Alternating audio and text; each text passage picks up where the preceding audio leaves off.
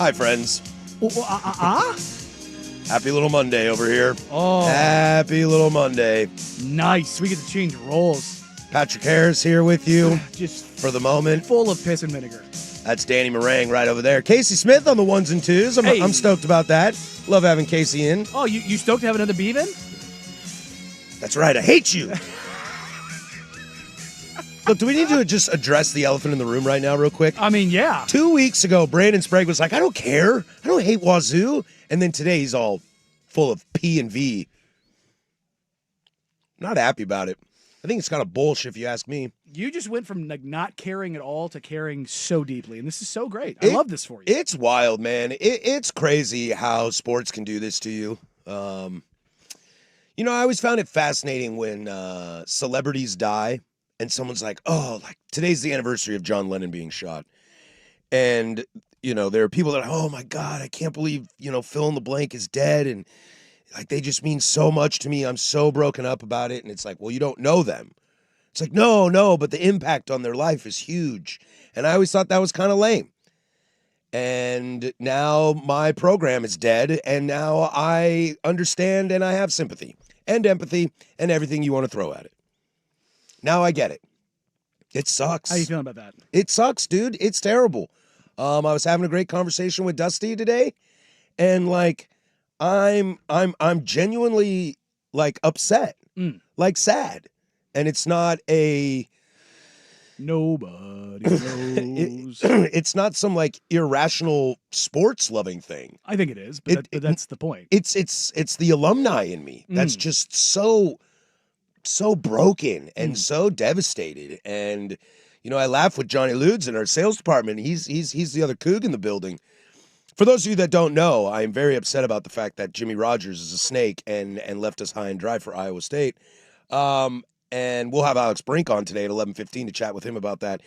But it is more about the guy who lived on 677 Opal. It's more about the bartender at Rico's. It's more about the Bears out at the vet school. Like, it's more about like that school, that city, and that town. I love that place so much. I always laugh and joke. Like, if I'm 75 years old and I lose my wife, unfortunately, say she like dies to cancer or something like that, I'm moving to Pullman. Yeah. Like, I'm going to go live there. Just pilgrimage back. Yeah, and be the old guy sitting at the bar with season tickets for football games and only cares about football. Probably goes to basketball too. So I'm just so defeated by it. How was your weekend? Outside of that, my weekend was great. Yeah? I had a really good time, yeah. Because you texted me a lot. Oh, does that signal something's wrong? Yeah, I was like, oh, buddy, he's going through it. And it wasn't the, hey, what's going on? Or, hey, this is a stupid fun thing I found on Reddit. It was just, you were going through it. I took all my anger out on Andy Dirt Johnson. You did. Which great text, by the way. Thank you. Great text. I was very, very upset. I was in my feels on Friday night. Yes. Well, I was pissed that North Texas lost. And then I got this news, and it was just like, oh, God, no. Yeah. And here we are. Outside of that, though, had a great little party on Saturday. Yeah? Yeah, that was fun. Saw all my friends. My best friend got engaged. Hey, that's pretty rad. Cool. You do something cool? He is in Mexico. Oh. And he called my oldest FaceTime because it was his birthday on Friday. And so we were setting up the tree. Tree's up. Tree's all decorating up, so that's awesome. Nice. And he called me. He called my daughter. Should I come over and shame the height, or are we good? No, height's good. Okay. Height's good. He FaceTimed my oldest and told us about the engagement. And then my kids were like, why is Uncle Ryan's face all red? Why does he look so sweaty? His eyes look weird. And I was like, because he's wasted. He's in Mexico and just got engaged. Yeah. That's kind of what happened. And it's his birthday. Oh yeah, a little triumvirate. Yeah. Mexico engagement birthday. So I was like, dude, why? Wait, he got engaged on his birthday? Yeah. That's a little weird. It's a bit selfish, That's isn't it? Yeah, that's a little weird. I've buried the lead here. He did not propose. His partner did. Oh, okay. Are we putting things together here? Yeah. That makes more sense. There you can go. do math. There you go. 1 + 1. Yeah. Yeah, so I had Eagles won. so I had a nice weekend. And I think I would have been totally fine coming in today, but I walked in today and it was Brandon Sprague being like, hey, loser. Jason Swigard, hey, loser. Yeah. Then I got salespeople coming over to me laughing at me about Liverpool. I'm like, oh, great. Just an awesome banner start to my day. Everything you love. Everything I falls love is falling apart right now. Liverpool, not good. Not good. Washington State, Not good. North Texas, Not good. Yeah, I know. I shouldn't have put any love into them. Yeah. Donovan Klingon, not Not playing. good. Not playing. Yeah. Who should I sabotage? Stay away from my stuff. Who should I sabotage? I should sabotage somebody in the college football playoff, right? Oregon. A big Texas Tech guy. No, Oregon. Big Tech guy. Oregon. No, I can't do that. That'd be fun. No, you're a closet Duck fan. We know. Let your Duck flag fly. I'll be hardcore James Madison. No, don't do that. That's weak. What are you talking about, dude? James Madison needed a safety with 2 minutes to go to beat my Cougs. If James Madison beats Oregon, transitive property, Wazoo, better than Oregon. With Jimmy Rogers. Dude, it's like, that's all it takes. That's all it takes today.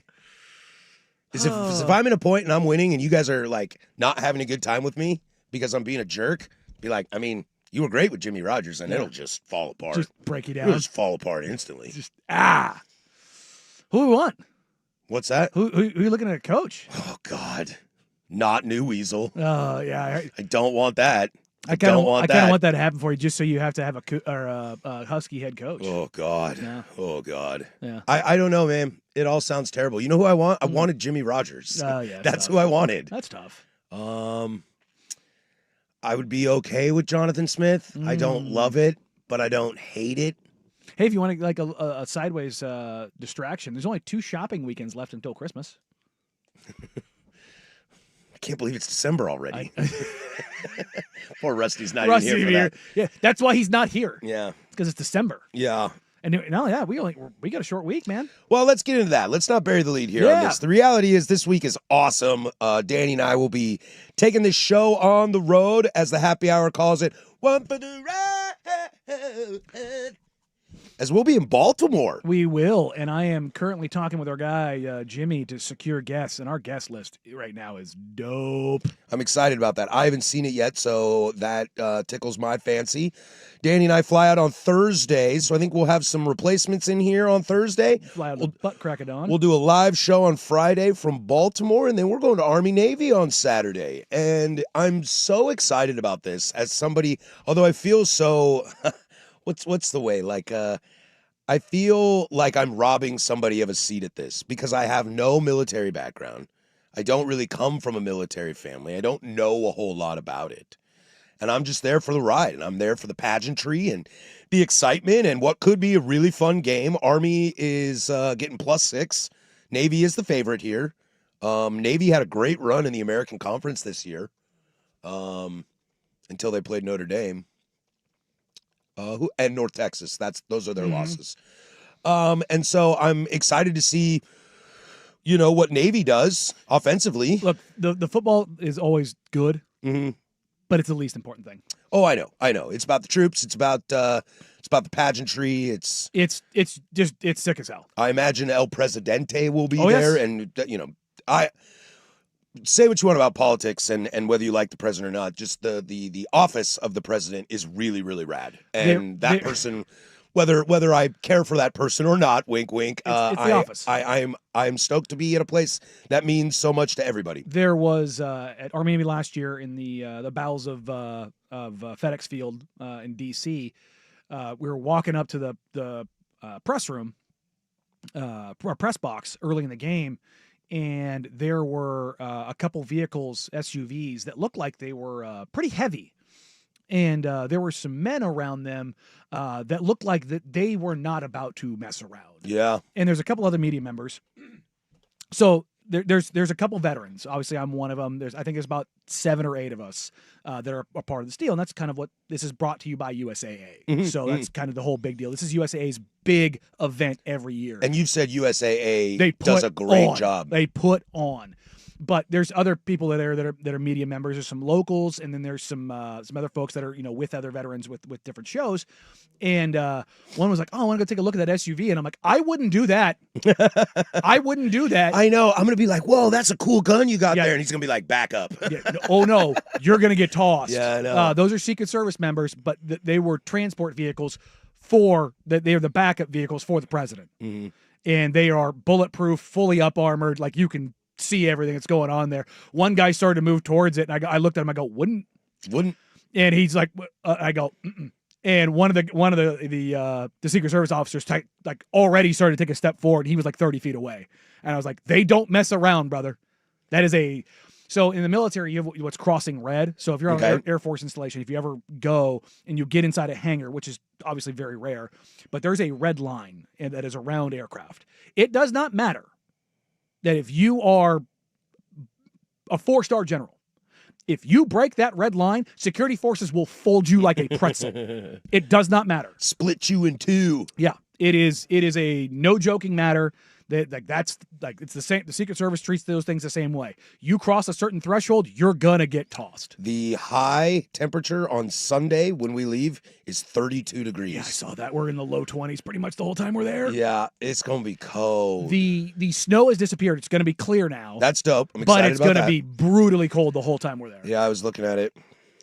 How much crab are you gonna eat? As much as humanly possible. I'm not a big crab guy. Oh, dude, I'm gonna get after it. I gotta find some other delicacies. I'm going to get after it. I'll try a crab cake. I'm gonna go to the Orioles team shop for my boy Joe. Oh, there you go. Joe Fisher. I'm gonna try to find him something fun, something nice. Because Friday we're doing the show, but we have some time to kind of after before the show or after the show to kind of go around and do our thing. I'm excited that our show starts at 1 p.m. that day. I mean, for you guys, it'll be 10 a.m. like normal. But yeah, no, that's what I'm saying. We have some time. Like last year, Dusty and I hopped on the Lime scooters, and just went and checked out DC. I'm not allowed to be on a Lime scooter anymore. Well, did you eat it? Yeah, I crashed and dislocated some ribs, and it was really terrible. I mean, it's clutch getting around DC. Oh, yeah. Well, I just took a turn at like 2 a.m. at 35 miles an hour. Inebriated? Extremely. And I was losing it, and I did the jump off and try to run to slow yourself down. Oh, no. Tuck and roll, baby. And the rib hit straight into the curb. Oof. And I got home, and I was like, oh, man, that doesn't feel good. And I woke up the next day and thought I was going to die. Because ribs, dude. Ribs. Oh, look, I have a rib that pops out once every month just because my body's broken. So I'd have it pop back in, and it really stunk. But that'll be fun. We'll talk about this all week. Yeah, once we have the guest list, I'll drop that in there. It's like I said, it's looking pretty stellar right now. And I'm going to start doing some research on just the importance of this game, its historical value, and throw little nuggies at you all week for it. All right? Should be great. Oakley Dokley, we got a show for you today. Well, something happened in college football over the weekend that we'll have to get to. The Blazers, they had a weekend. I don't know if it was great, but they had a weekend. We'll also chime in on Oregon's path as the bracket is set and what it means for them and possibly the end of a Hall of Fame career I watched last night, and it was not very pretty, but a lot to get into today. It's a college football heavy day. Alex Brink will join us at 11:15 to talk Washington State and their coaching situation, how that kind of all happened out of nowhere and where they go from that. But let's start. Overall reactions. The bracket was revealed on Sunday morning, and everybody's mad, except for maybe this guy. 105.1 The Fan.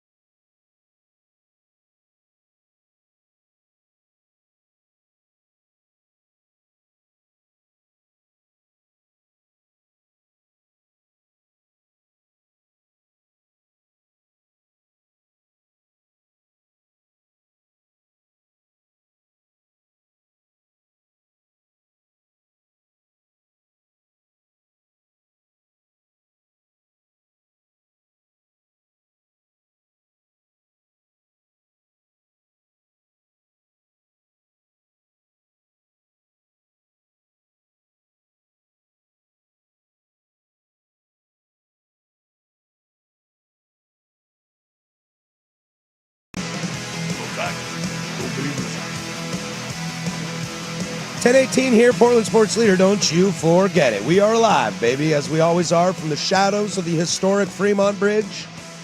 503-864-6326 is the fan text line. She lets you interact with us throughout the entire day. Also, the YouTube chats, youtube.com/1051 The Fan. You can see our faces on there. You can see the actual disdain I have on my face for this Monday, but I'm happy to be here with you guys, because what do I always say, Danny? This is a safe place. This is a 3-hour safe place here where if you got things going on outside, it don't matter. We can just kick back, talk some sports. But also, this is a YP, not an MP. I know. And that's why I'm trying not to project it onto you, trying not to project it on Casey over there. I'm trying to fully understand that this is a me problem, not a you problem. For you, it is a YP, not an MP, and I'm doing my best. Honestly, look, I don't want to see this happen to you, but it is fun watching you care a lot more than you did. I know, isn't it weird? Like, I don't want to... This is what getting skin in the game does to you, man. It's good. I know. It is good. It is fantastic, and I think that's what's great about it, and... You know, imagine if you're a fan of one of these teams that made the bracket, dude. Like, it's huge. Whether you're Texas Tech, who's probably the sneaky giant in this, or Indiana, who looks the part of a national champion. The Oregon Ducks, who could surprise people. And I mean surprise people. I think most people in the region know what Oregon is. But I think outside of the region, they could surprise some people and go on a fat run on this thing. You know, what does Georgia look like after just bludgeoning Alabama? Like, there's a lot of hope and excitement in there. And it can just go to show that you don't need to be a college football playoff team to not have skin in the game. Yes. And it hurts. And it hurts bad. It hurts real bad. But let's get into that, all right? The first 4 byes in the college football playoff. Number 1, Indiana, after their, I guess, win against Ohio State in the Big Ten Championship, which is just for a hot second, dude. Oh, my God, man. I was so excited to watch that game. Then I had to watch an Ohio State-style game, and I was like, this sucks. People want me to be an Ohio State fan. Maybe I will be. Gross. Well, they'll fall apart then. Yeah. Oh, well. See? Oregon's right there for you. See what I mean? I'm not going to do that. Indiana grabs the number 1 overall seed. Ohio State number 2. I think we kind of thought that's how that was going to go, that the loser wouldn't fall too much. I'd just like to say, Indiana. Best team in the country. Best team in the country. You had that right from the beginning of the year, and I think you are still correct right now. I think Georgia has something to say about that as well, the way they handled Alabama. Look, Alabama has problems for sure. They can't run the ball. I know they've got some guys hurt, but like this Bama team this is the worst they've played all year. Yeah, they're not doing well going into this. No, they're not. And we'll chat about Bama in a minute about their situation. But Georgia absolutely steamrolled them. I think looking at this from a top 4 perspective, I think you got to like Indiana and Georgia. Not counting the first round games, just the byes, the 4 teams with a bye. Yeah, well, here's the thing. I mean, Ohio State didn't get beat to death. No. Where I will give Ohio State credit is their red zone defense was great. Mm-hmm. They were fantastic in there. But we saw Julian Sand he's not very good. Maybe not very good, but like just not ready. No, he's not ready. And he's a true freshman. This isn't a knock on him. He's probably going to come back next year and be the number 1 quarterback in the country. Mm-hmm. There's nothing wrong with that. He'll be the Heisman Trophy favorite. Yeah, 100%. But you saw Mendoza. I mean, that throw was just... It's great. We asked for a moment and we got it. Got it. And, I said, going into that game, let's see Mendoza in the red zone, scramble for 11 yards, get a touchdown, strike the pose. He didn't do that, but, he had the moment where he went, that's the throw. See you later, bye. Yeah, we'll chat some more Mendoza tomorrow, play some stupid audio from him, too, from the post game. But, and then let's get into these first-round teams real quick, all right? We'll spend some time on each one of them, including Oregon and the Big Nooner. Look, I think for the most part, if I hadn't seen everything that was building up to this bracket, and this is the bracket you showed me, by the letter of the law and by what I saw, for the most part, I think this bracket is fine. Does the five the highest teams- ranked the highest ranked conference champions, did I have 2 of them being G5s on my board? No. Do I like it? No, but those are the rules. Yes. Okay, and so those are the rules, and that rule is in place because it's an antitrust violation if they don't allow the G5 representation. It's like all these years that we were like, remember when the Western Conference in the NBA was dominating and everybody's like, the Eastern Conference sucks, they should just put in more teams from the Western. We've seen this in the NFL, whether it's the AFC, the NFC, etc. It all balances out. This is just a year in which the ACC was down and Miami lost bad games and wasn't in the title game, but they still got in. So I think for the most part, we'll talk about the Bama situation. We'll talk about Notre Dame. At the end of the day, Texas Tech deserved to get in. They deserved to bye. Oregon deserved to be the 5 seed. Ole Miss deserved to get in. Miami deserved to get in and got in. And everybody else, I'm kind of just like, Do I think Oklahoma is good? I don't. No. And the fact that I have to watch this Bama game again, I'm not stoked about that. No. But you led me to believe everything, and then it transpired that way, minus the Notre Dame situation. I'm supposed to be mad about this? I don't know. It looks fine to me. I mean, overall, it makes sense. And we talked about this. Do they have the huevos to put 2 group of 5 teams in there? They did. We talked about it all week last week of like, will they do it? I was like, I hope they do. And they did. The only thing I think I would have loved is I would have loved to have seen, and I know that it's based on rankings and seedings, but like, I don't want to see Tulane Ole Miss again. I already watched that game and they won by 40. You know, I was kind of joking before the show. Imagine if Tulane still had Darian Mensah and Mekhi Hughes. They might be a different team. They'd be a real, look again, BY Jew, Tulane Jew, whatever you want to call him now with Retzloff. It's a good quarterback. It's a good quarterback. Darian Mensah's better. Yeah, and I just kind of wish that's the one thing I don't love about this situation is that I don't love that it's an Alabama-Oklahoma rematch, a Tulane-Ole Miss rematch. You know, I would rather have seen, look. I mean, the potential for rematches is all over the place. That's what grosses me out. I don't want more rematches. I don't. You know, you got Ole Miss, Alabama staring at you. Could have easily done that. They didn't play in the regular season. Give Oklahoma a G5 team if you really like Oklahoma that much. Dude, Texas A&M and Miami, that's a spicy game. That's a real spicy game. I don't want to see Oregon, Indiana again. I wanted to see that right. flopped. All right. I wanted to see the only way they meet is if they meet in a national championship. Yeah. That's the only way. Just, I don't know, man. It just, looking at that, I was surprised that Georgia didn't get the 2. Were you? Yeah. Because even though that score is a tight game, Indiana mauled the hell out of Ohio State. I did think Indiana was better, but the flip side of that, too, is that Georgia hung it on Bama. That's what I mean. That game was not close. The game was not close. Oh, I thought you were saying Indiana. No, Indiana won. Ohio State. Well, no, I mean, Ohio State did. Or Indiana did manhandle They them. shut down their offense They pretty good. did nothing. They did nothing. Now, you can say Ohio State's defense is really good and they shut down Mendoza in the red zone. That's fine. But Ohio State could do nothing. Indiana's defense, we have talked all season about how good Ohio State's defense. I have sat here and beat the drum. Indiana's defense is nasty. Isaiah Jones, the Oregon fans, you should know him, number 46. That guy is a demon. Yeah, he was giving nightmares all day in that game. Goodness gracious. But I think I would have liked to see that flipped where Ohio State's 3, Georgia's 2, because that would have put Miami, A&M in that bracket. Ole Miss, Tulane, the winner of that would have faced Ohio State. I don't know, man. Because, see, to your point, that's what you're saying. I assume Ole Miss is going to beat Tulane. They beat them by 40 last time. I can't imagine that. And we're getting a rematch. And then it's Ole Miss, Georgia again. And I would have rather seen Ole Miss, Ohio State, and Texas A&M or Miami. Look, if we're going to sit here and talk about the SEC and the Big Ten, let them play each other. A&M didn't play Georgia either. I'd love to see that. That's, you know what I mean? Like, let them play each other. That's what I want to see. I want to see that cross-pollination in there in those rounds. And it's like, come on, man. You know, again, the Bama Oklahoma, I like that for Indiana. Oh yeah, for sure. Like that's that Big Ten SEC crossover. Give me that. I know what TV wants. I know what ESPN wants. But what do we as college football fans want? Dude, we want Indiana, Georgia in the Natty. Yes. I think that's what we want. Yes.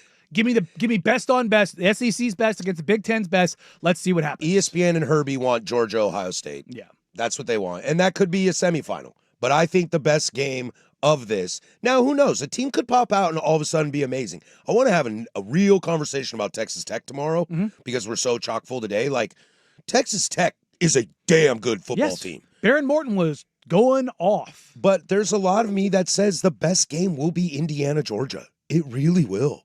And the bracket's set up that way. Yes. And that I am excited about. At least the possibilities of the semifinals could be really amazing. Mm-hmm. It could be Indiana Tech, Indiana, Oregon, To be- Georgia, Ohio State. If I'm being honest, I want an upset maybe in the first round, but in the semis, I want chalk. You want chalk I want chalk. because you want to see it. I want to see best on best. I would like to see Texas Tech up against a real team, not to poo-poo on the Big 12 too much. I think the Big 12 proved a lot of us wrong a little bit. I know we all loved Utah at the beginning of the year, and they kind of had some clunkers here and there, but Really BYU good, not was great. good. Yeah, really good, not great, but this Texas Tech team could be really great. I mean, that defense is nasty. Really nasty. They've got the mustache crew or whatever they call themselves. They've got dudes on every level. I'm about that team. That's a fun, spicy team. I'm about that team. All right, let's get into controversy here. All right, as Miami makes it in. Okay, I was told the entire time they weren't going to make it in. They didn't play, and they got in. Let's go there next. But first, there's Casey with sports. Now, from the George McCoy and Warren Allen Sports Desk, a Sports Center update on the Fan Sports Network, 105.1 FM and 1080 AM. First on the Fan, the college football playoff is officially here as your Oregon Ducks will host the James Madison Dukes December 20th inside Autzen Stadium. Early betting lines show that the Ducks are coming out as 21.5-point favorites. It is confirmed that Indianapolis Colts quarterback Daniel Jones has suffered a season-ending Achilles tear. Jones went down in the first quarter of Sunday's loss to the Jacksonville Jaguars and will not return for the remainder of the season. Monday Night Football is in La La Land tonight as the Philadelphia Eagles head to SoFi Stadium to play the Los Angeles Chargers. Chargers quarterback Justin Herbert underwent surgery a week ago for a broken bone in his non-throwing hand. He is listed as questionable. Over to the association as the Blazers fell to the Memphis Grizzlies 119-96 last night. Young Hansen making his first official NBA start. Their next game will be Thursday night as they head to New Orleans to take on the Pelicans. For more sports scores and stories in 30 minutes, I'm Casey Smith from the George McCoy at Warren Allen Sports Desk. Hurt and missing work? Insurance companies acting like jerks? Don't call your mom. Call George McCoy at WarrenAllen.com. Your home for Seahawks football.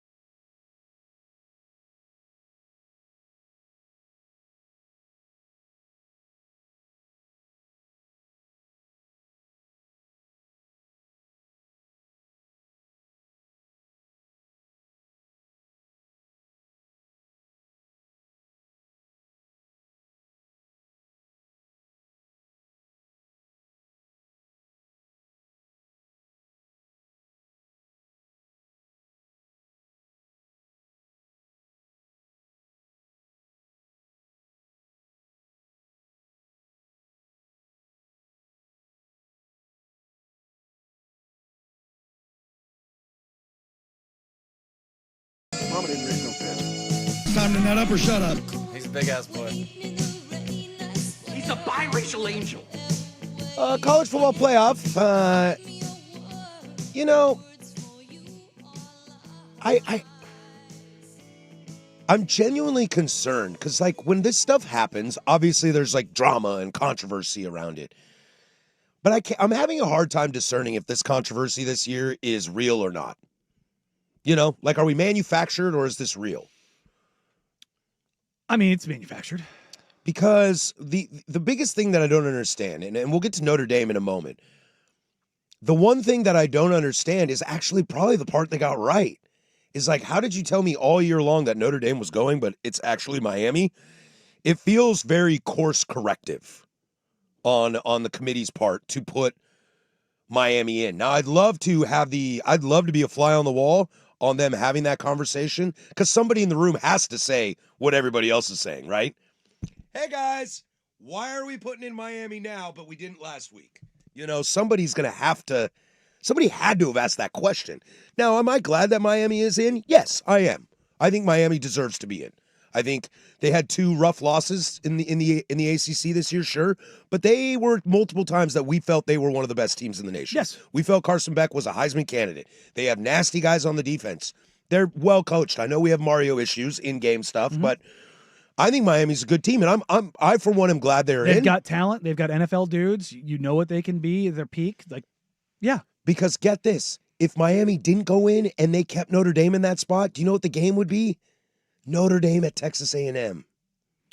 I already saw that in South Bend this year. Yeah, and what happened? They lost. And what happened with Notre Dame Miami? They lost. Move on out. I know. I'm glad for Miami. I mean, I'm not a Miami fan. I never have been. You know, they're like the Dallas Cowboys of college football for me growing up. Okay. Like, Miami was always really good, but they were always a villain. Yeah. Throwing up the U, bad boys, getting in trouble, Third leg, Greg. hot tub parties, you know, stuff like that. So, like, I grew up not liking them, but that still doesn't take away from the fact that they should have got in. And if I'm them, and you're sweating bullets that entire Sunday morning knowing if you get in and then you get in, you're like, whoa, like, how is this? Like, why did you just play with my emotions so much just to go and tell me, yeah, you were always coming, buddy? Well, that was the point. Like, we all know why I know we don't talk about Miami right now, but Notre Dame was put above them for what reason? And nobody could ask. What? That's it's TV. We know why. It was for TV. It was all the BS. The resume was the resume. They played head to head. Look, I'll throw USC in here in the final rankings. Where did USC finish ahead of Michigan? Ahead of them. Yeah. Did they play head to head? They did. Thank you. Yeah, but it took weeks for them to be ranked ahead of them. It was like they had to lose to Oregon. Yeah, to get ranked ahead. Do you remember of them. that? I was like, why is Michigan ahead of USC? Yeah. I said it like 3 different weeks. And again, it's not just because I'm a USC guy. It's because, like, what the hell are we doing here? And the committee it happened on it happened on the field. And I think the committee made the right choice, but like how we got here was so ass backwards. What, BYU lost in the Big 12 title game, so now we think Miami should get in? You never had BYU in the first place. And it was just I guess they did technically, but we knew they weren't going to be in. And this is after telling us that championship games weren't going to matter. And then they did. And they clearly do. Well, they don't because Alabama is in. Rules for me and not for thee. And it's like, what are we doing? Look, a lot of this too is, you know, whether we have guests on or other shows at this station have guests on, or it's national narratives. You know, people, it's like Herb Street or somebody like that is always talking about, I wouldn't want to be on the committee. That's a tough job. Is it a tough job?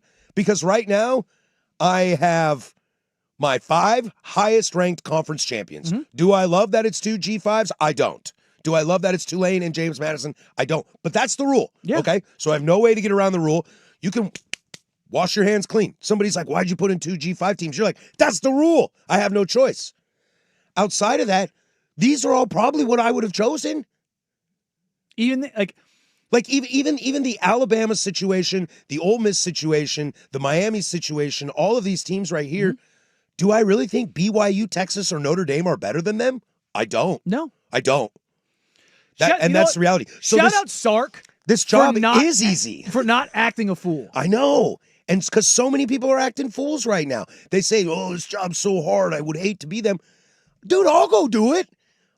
There's a rule I had to follow, and now you got 3 slots okay, for 6 teams. Mm-hmm. I would have chose those 3 teams. Do I like Bama in this situation with 3 losses? No. But do I think Bama beats BYU on a neutral field? Yes. Sure do. Do I think And Bama on a beats neutral Texas on a neutral field? I sure do. Mm-hmm. Do I think Bama beats Notre Dame on a neutral field? I sure do. It's not that hard, and they're making it hard. Because of all of the stuff that they did around it for the last couple of weeks. That's the problem. And I saw somebody, God, who was it? One of the ESPN guys, one of the data guys said something along the lines, I think it might have been Barnwell, of they might have to rip up the contract, ESPN and college football. Because it's getting too... Because they're required to have the 5-week lead up in the rankings on TV. And they don't like that. Well, they don't like it because it exposes them for being idiots. It does. It really does. It's a Well, really, I really like bad Notre look. Dame, but I want to put them here because, Notre Dame. You know what, Notre Dame? Go into a freaking conference. I don't live in that world. Go into a conference. This texter, 503-864-6326. Did you see that if it was last year's format, the winner of Oregon, James Madison, would be playing Tulane? That's why they changed things, because Boise State was that team last year. But Boise State, we don't have a problem with because they're like the most notarized G5 team in the nation. Like everybody knows who Boise State is. They earned it in a sense. Totally. And now you can say, well, they shouldn't do that because it's the same thing you're doing for Notre Dame. But also, Boise State does have that. And what happened? Notre Dame won their first round game, went on the road to Boise State and beat them. Yeah. And that's how that went. Ding, ding, ding. And that's how that would go. I really don't have a problem with this bracket. I hate the rematches. Some of the seeding I would probably that is what I tweak a don't few like. things, but other than that, yeah, I'm with you. It feels like they maybe bailed out Ole Miss because of the lane drama. Which is kind of funny after they screwed over Florida State. But we say they. Are these the same people? I mean, because it feels like there's a new person every week. There's remnants. I mean, you obviously had the guy who ran the committee had to step down. Remember that. Is there anything about this Miami team, to put a bow on this Miami conversation, is there anything about this team that you like to go on a run? I mean, they have talent. They do. They had, if you told me they beat A&M, I wouldn't be shocked. I wouldn't be shocked either. Let's frame especially if Marcel Reed has a Marcel Reed type game. That's what I mean. Let's frame it this way. Every team in the top 4 we think can win the national title, right? Absolutely. Okay. How many more teams do we think can win the national title? Oregon? Oregon. I think Oregon can win a natty. If Ole Miss had Lane, I'd say yes, but I would that is a tough one for me. I think it's a tough one too. Even if Charlie Weiss Jr. is calling the plays, I think Lane's got an extra one there. What about A&M? I think they. I think they could. I think they could. It probably stops there though. I don't think Oklahoma. I don't think Alabama. Miami has the defense to do it. That's what I was just going to say. They have the defense to it, and they have a vet who's been in the college football playoff before and won games. In Carson Beck, the vampire himself. So 7 teams. That's got to be the most we've ever had. Yeah. So in that essence, they got it right. I think so too. And the biggest complaint that people have, and let's get into that. Let's go to that right now. The biggest complaint people have is Alabama. Let's have that conversation. Okay. You ready? Do it. Because they're a 3-loss team, and that pisses a lot of people off. Well, they might be a pretty good 3-loss team. It might not be. We'll do that next. That's Danny. I'm Patrick. 105.1 The Fan.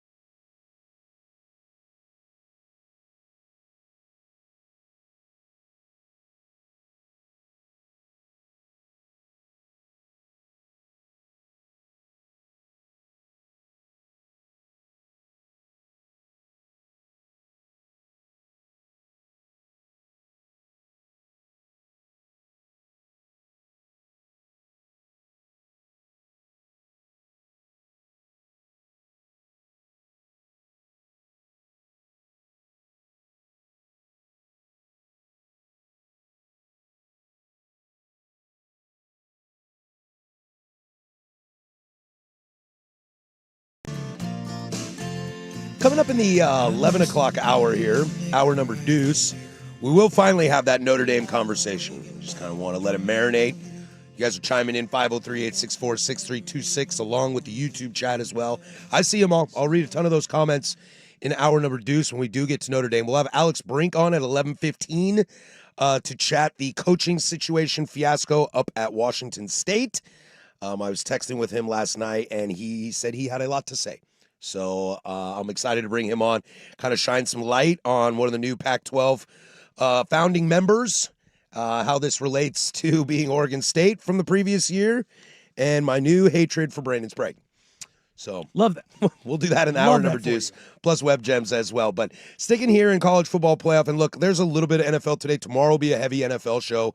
College is just, there's a lot to get to. We'll get to the Ducks and their path at the Big Nooner, and then we'll chat a little Blazers as well. But sticking in this, the last thing before we get to Notre Dame is Alabama's in.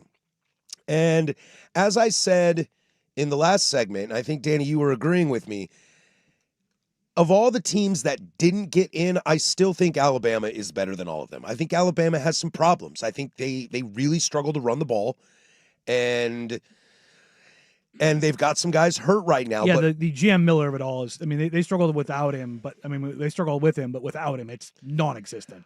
But what have we learned? What have we learned already in 2 years at Alabama?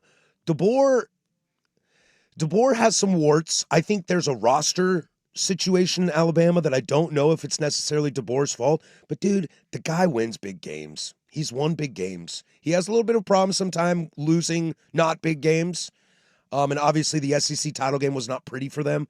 But I do think that Alabama, narrative or not, Kirk Herbstreit and Nick Saban can say whatever they want on ESPN. When I look at all the teams that could have got in, BYU, Notre Dame, Texas, I like Bama over all of them. On any neutral site, even Bama on the road at a lot of those places, I like Bama in that game because I think DeBoer has shown that he can win those games. The problem, if there is a problem that I have, and this might just be based on how many spots are open. Look, the G5 thing, that throws a wrench in it harder than anybody I think realizes. Because when they tell me that the conference championship game should not matter, okay, well, go ask BYU that, okay? Mm-hmm. Go ask North Texas that. Mm-hmm. Go ask, Ohio State that for different reasons. Go ask Alabama that. I think a lot of the problem is that the SEC gets the benefit of the doubt, as they should to some extent, to put in a playoff team of the caliber of Alabama, even if they lose by 25 in the SEC championship game. The problem is that we never thought BYU was better than Alabama in the first place. We never thought North Texas was better than Alabama in the first place. So if you lose your conference championship game, or Virginia for that matter, if you lose your conference championship game, I got to look at all the teams that lost their conference championship game. And if you look at all of those, who's the better team? Of every team that lost their conference championship game outside of Indiana, Ohio State, is any of them better than Alabama? Probably not. Again, coming into the SEC title game, Alabama's two losses were opening week to Florida State, which looked like a good loss for a little bit, and now it looks bad. And then Oklahoma 23-21. Yeah. That's it. And that game was ugly. And as a reminder, this is who Alabama beat this season. Georgia 24-21. Vandy, and then again at Georgia, between the hedges. Yep, it was a That's big Saturday night. Great win. It was a big Saturday night. The next week, Vandy 30-14. The next week at Missouri, so another road SEC game against a ranked opponent, 27-24. The next week, Tennessee 37-20. The next week at South Carolina, you can say what you want about them, 29-22. We were high on that team coming into the year. Then the next week, they beat LSU 20-9, and they lose the next week 23-21 in a close game to Oklahoma.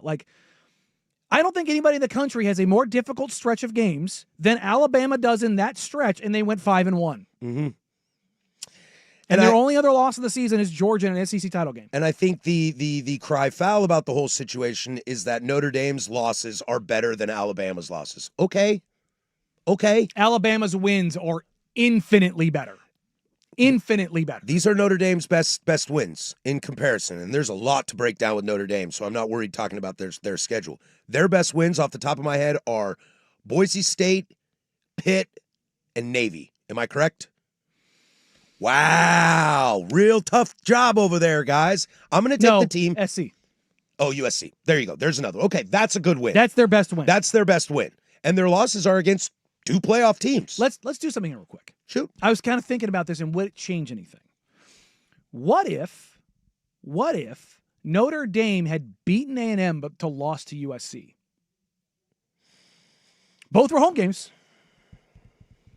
I don't think they get in.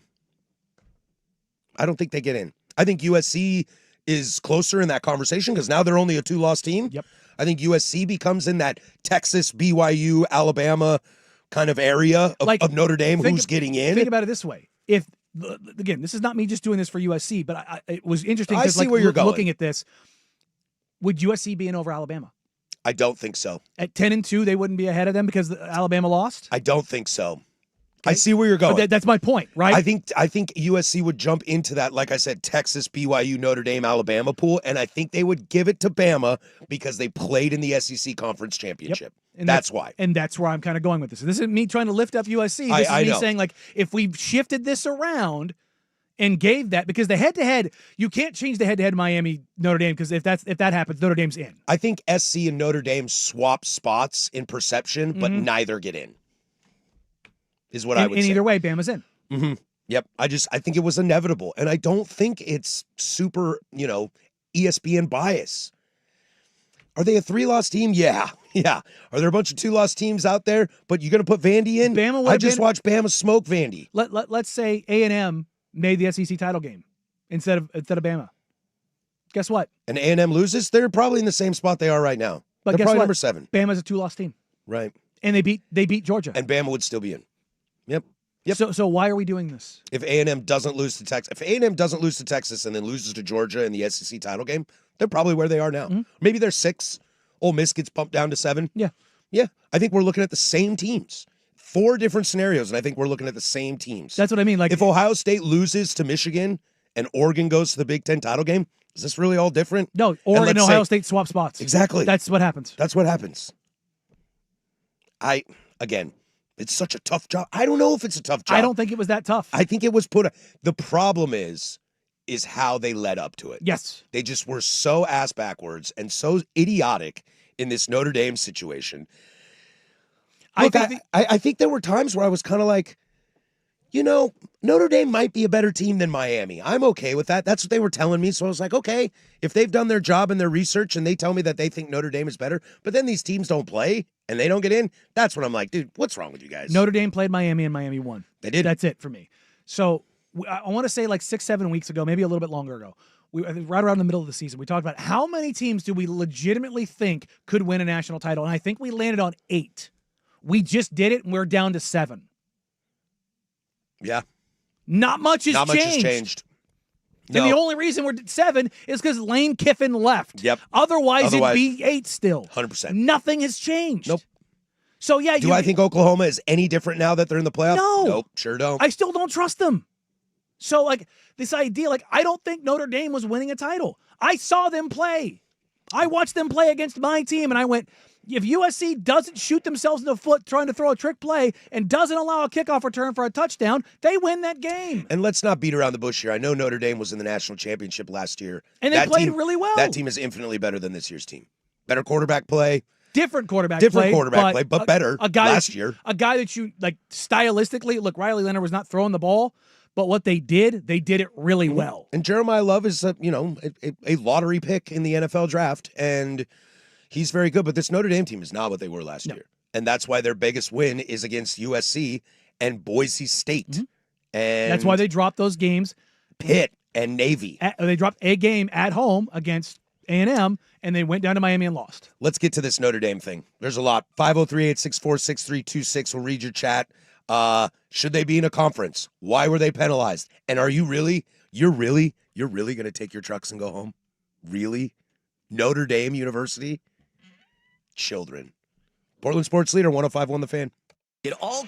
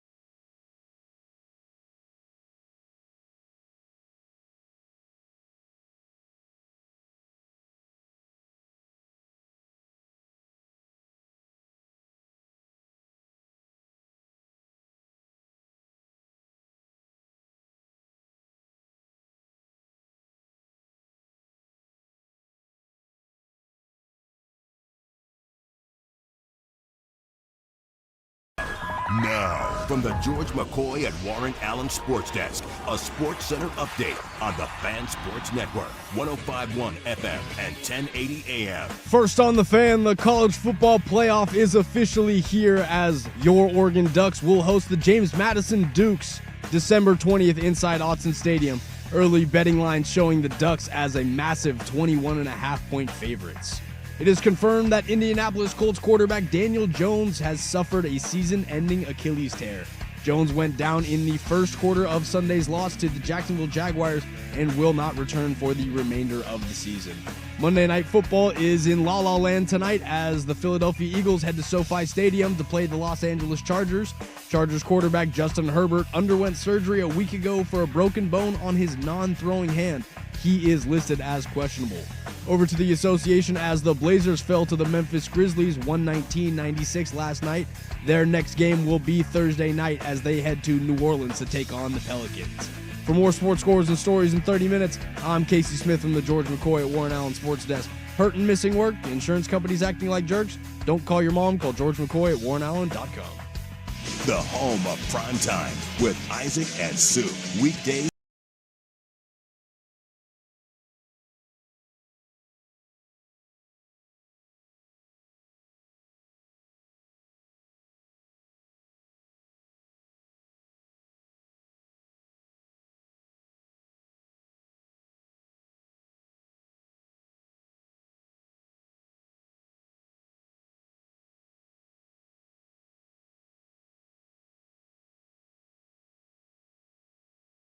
All right, hour number deuce here, Portland Sports Leader. Don't you forget it.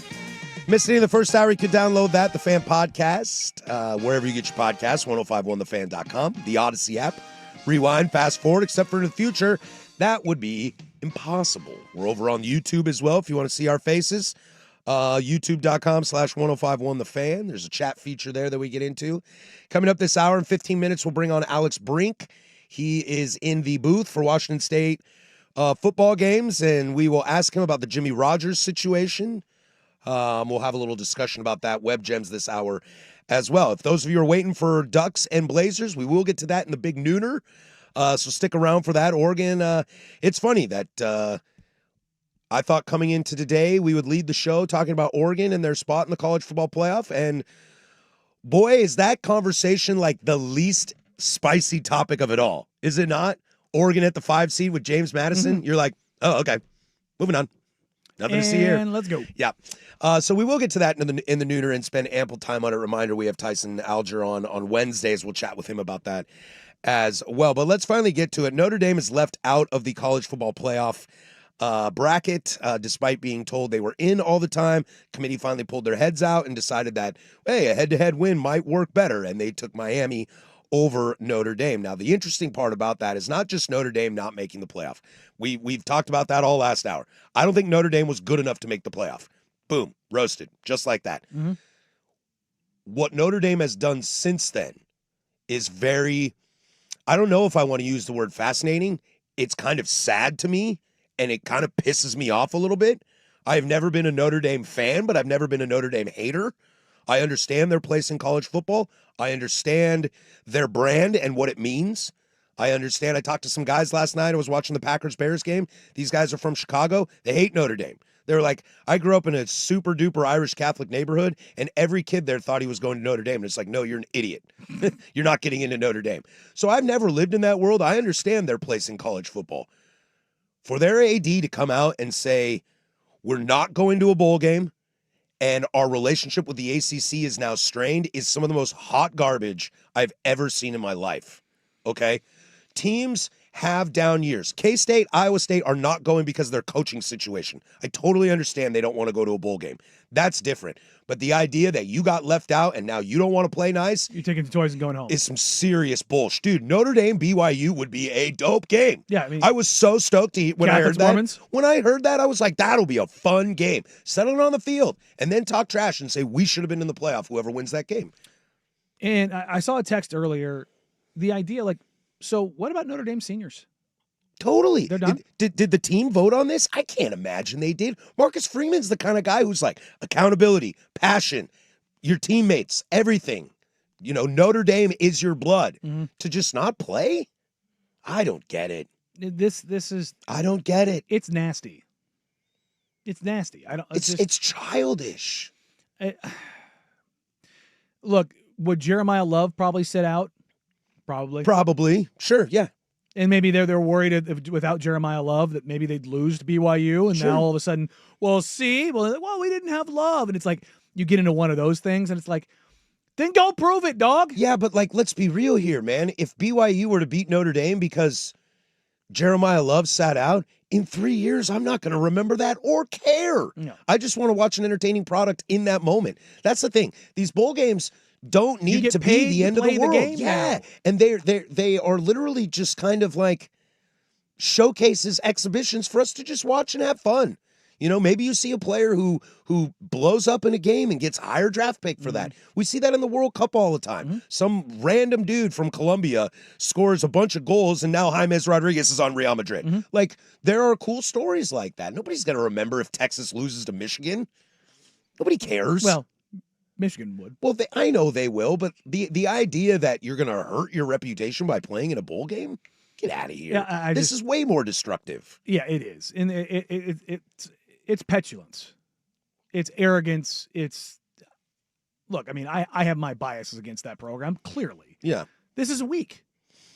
I guess It's weak, man. I guess what's really surprising to me is that if you told me somebody did this, I would have never in a million years thought it was Notre Dame. No, I would have said Texas. and they're not. They're not doing it. I would have said, maybe Lincoln Riley's all pissed and he says no, or And guess what they're doing? they're going. They're going to the Alamo Bowl to play TCU. Yeah, not a cool game. So you get to play a Texas team in Texas. I know. Great. I know. I think you guys will smoke them though, so don't worry about it. This is just not the team I ever expected to do it. It's. I'm going old guy shaking his fist at the cloud. It's Go for it. It's classless. It really is. You're supposed to be better than this. You're supposed to be better. I thought you're the gold standard, pun Yes. intended. And that's what I mean. Like, and you're playing another top 15 team. Right, dude, that's such a great matchup. Let me read some text here, 503-864-6326. I hope this will finally convince Notre Dame to shut up and play in a real conference and stop pretending they're so freaking special. The second part of that, the pretending that they're special, this ruins all of it. If you would have just gone and played, then we would have never been having these conversations. Because who's taking the biggest PR hit today? It's Notre Dame. Yes. Alabama's getting off scot-free for being a 3-loss team in the playoff because nobody can stop thinking about Notre Dame and how childish they are right now. Well, not just that. It's also, who did Notre Dame play? All because you want to sit there and try to control the narrative. And, Dusty and I said this for the first couple of years. Notre Dame's always going to get in. Notre Dame's always going to get in. Well, The three best games, they were 1-2. Mhm. And the team they beat was the quote-unquote worst of the three teams. yes. As far as the conference stuff goes, I don't live in that world. I don't live in the world of they should be forced to play in a conference championship, in a conference, blah, blah, blah. They can do whatever they want. Sure, you can be an independent. Go play teams. But go play teams. And guess what? To their credit this year, they did schedule great. Texas A&M at home, on the road at Miami. Boise State was a preseason ranked team before they got And then cupcakes destroyed the rest of the way. by South Florida. USC's on the docket. That's 4 really good games. Navy turned out to be a good team this year that they destroyed. Pitt turned out to be a good team this year that they destroyed. Like, it was there, but you got to go win. You got to sign up for games, which they did. I haven't looked, but I heard their schedule next year is garbage. Then that's on you. You can be independent still. I don't think you need to be. It doesn't bother me at all. Well, if you aren't, if you are, guess what you are? Guess where you're at right now? Out. Well, if you're in a conference, you think they're in? Maybe. Probably. If they're in the ACC, yeah, dude. If they were in the ACC, they'd be the 6th seed right now. They'd play Virginia. Yeah, smoke them. You know what I mean? Like your one conference loss would have been Miami. That's Yeah. it. You'd be playing Virginia. That's on you, dog. It is, and I have no sympathy for them. And this Sucks to suck, losers. Now take your stuff and go home and go pout about it, and we're going to point and laugh at you. that's kind of it. Yeah. I don't mean to keep beating this dead horse, but like, I do. dude, you guys are so pathetic. And this is a lot like what we saw with Penn State when, they kept going after coach after coach after coach. It's like, what did you expect? Yeah. You didn't have a plan. You didn't do the thing. Yeah. You were the first at the table.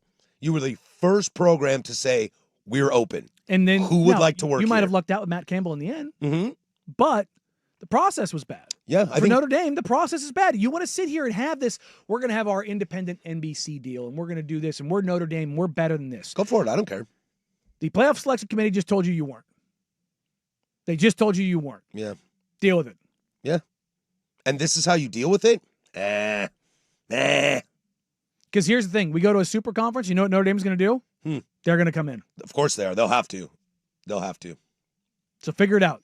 But to their defense, if a super conference is created, that's not really a conference. You know what I mean? That just becomes a league, and you're now just in the league. But your schedule is your schedule. But your schedule is your schedule. And they would lose that advantage of being able to schedule themselves. Now, look, next year, by all accounts, I've heard is a cupcake schedule. I'll look it up in the break. It could be, and they could run the table and be in the playoff. And you know what? If they go to the Natty and win it, good on them. Cool. Or if they get exposed in their first game, then that's that. And we will see that. It is on them to schedule accordingly. And if they choose not to be in a conference, then they are choosing to not have the quote-unquote advantage that the playoff committee selection is telling us that conference championship games don't hurt your resume. They don't get that benefit, and they seem to be fine with that. Now, it hurt BYU. It hurt BYU. But it didn't hurt Bama. Didn't hurt Ohio State. Right. Texas A&M didn't even go. Yeah. And they're like, Neither did Ole Miss. Neither did Oregon. Yeah. And they're like, we're good. And they all got seeds higher. Yeah. Did they move? Nope. I think it's you make your own bed. You make your own bed. And as far as bowl games go, this Texas just is perfect. It's also a reward for the players. They get some cool stuff and have a fun time. I do love that. They're not used to being told no. That's true. And that's why you just sound so spoiled. I forget who it was, but I was looking at it. Oh, Cal is playing Hawaii in the Hawaii Bowl. Yeah. Do you think Cal would ever say no to that? Well, I mean, not especially not now. Hell no. Josh LuPoy is their head coach. Josh LuPoy is like, hell yeah, boys, let's go to Hawaii. We got him, boys. Yeah. Nobody says no to the Hawaii Bowl. No, I'm going to Boise. On that note, let's bring Alex Brink on and talk about the situation up in Pullman with what is going on as Jimmy Rogers in the cloak of the night disappears from Wazoo and takes the Iowa State job. We'll chat with our buddy next on 105.1 The Fan. The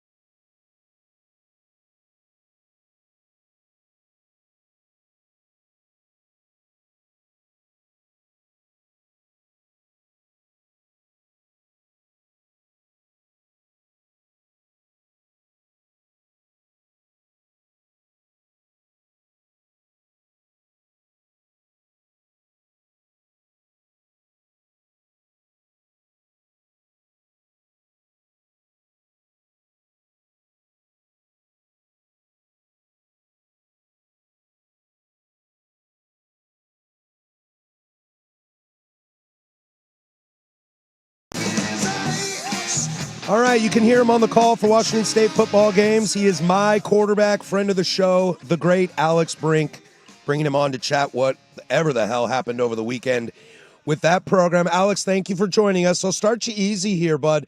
We've been talking about college football playoff selection committee for the last hour plus or so. Are you one of those people that thinks that job is, real difficult job? I'd hate to be in that room. Or do you think we would just do it and get it right? I think it's tougher than everybody would maybe like to think. I mean, there's definitely shades of kind of feeling like some of the things they get wrong. It seems impossible to get wrong, but wrong, quote unquote. But I think it's tougher than people give credit because they kind of set themselves up for failure by creating certain standards, so to speak, and then the reality of sports and all the things come into it. I mean, like, who could have predicted that a few years ago Florida State's going to be one of the best teams in the country, and then their all-everything quarterback gets hurt right before the playoff, and and then the committee's got to make a tough decision that probably wasn't right, but it wasn't, it was what it was, So I just think there's scenarios they can't predict, and they make everything in absolutes, and then they end up in situations like this where they get kind of stuck. Well, let's dive right into this. It was Friday afternoonish, early evening, when all the news broke. Walk us through. You're real close with that program, obviously. Walk us through kind of what happened as Jimmy Rogers ends up leaving Washington State to go to Iowa State. Yeah, I mean, I think ultimately, for Washington State, the reality is that they were kind of the victim of a really messy situation at Penn State, right? Like, Penn State fires James Franklin mid-year. His agent Jimmy Sexton gets very upset by that. And all of the candidates pretty much that, Penn State wanted to hire were Sexton clients, and he kind of ended up blackballing the program basically, right? So then Penn State ends up on their, sixth or eighth option. And that happened to be Matt Campbell, the head coach at Iowa State.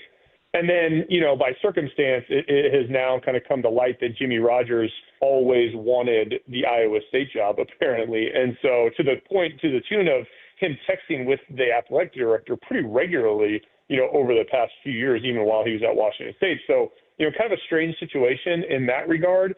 I don't know, blame is necessarily the right word, but I don't really blame Jimmy Rogers in the sense that he's from, he coached forever in that area. His family is from that area. He's got nieces and nephews there. Like, there's a lot to that, but it does look really bad to leave a program after less than a year, and it's really tough on this fan base, frankly, after all that they've been through.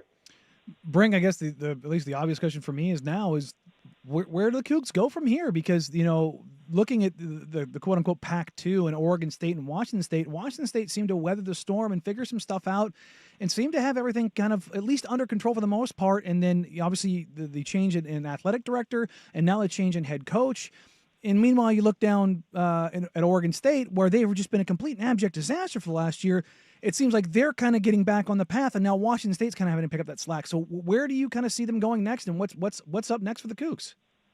Washington State has to get this right. I mean, this is an inflection point more than any other inflection point Washington State has had to this point, and it's not even so much about the coaching hire and the coaching search, right? Washington State as a university has to decide if football is important to them, right? And so a new president came in this year, Becky Cantwell. She seems to have a really good feel for what athletics can mean to a university like Washington State. She was at Utah State, where she hired Bronco Mendenhall, went out and paid him to get him out of Albuquerque from New Mexico to go there.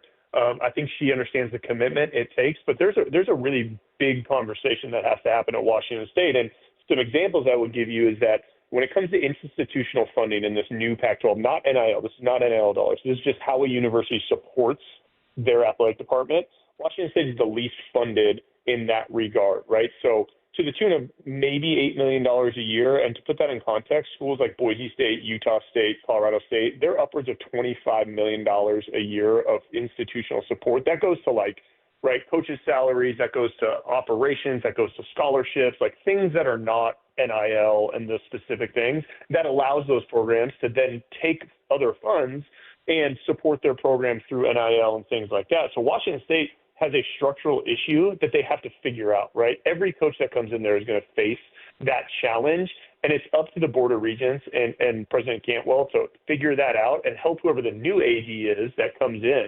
So to me, Washington State needs to address that. And then with the coaching hire, there's two directions, right? You go with somebody that makes a big splash, right, and that has high risk, or you go find a young coordinator that has ties to the area that's going to build this thing and stay committed for a little bit, with knowing they may leave if they have success. But those are kind of your two paths.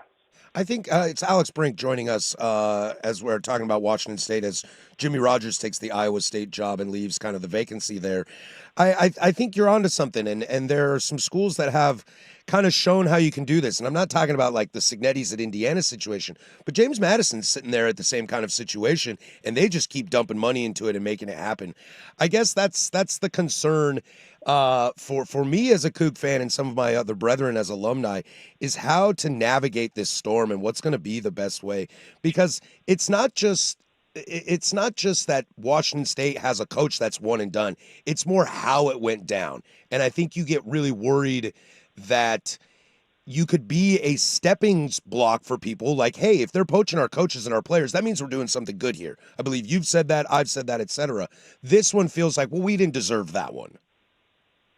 No doubt. I mean, this was as bad as it gets, and not that this matters at all. I think Jimmy Rogers is very aware of that as well. And the nature of college football is that there is upward mobility is the name of the game in college football until you basically get to Georgia and Oregon, right? Maybe Alabama. Other than that, there's upward mobility all across the board. And I think, and to some degree it could span in the NFL, right? Like, is Dan Lanning's next step at some point the NFL? Like, who knows, right? I don't know. But that's the nature of it. So there's that piece where you just kind of know what you're getting into. But, what you want, right, the best case scenario for Washington State in this climate is that you become the place that finds success in this new kind of group of six world and the new Pac-12 world, because you can win a lot of games, you can be James Madison, you can be Tulane, you can be in the mix, and if you're in the playoff, it doesn't matter.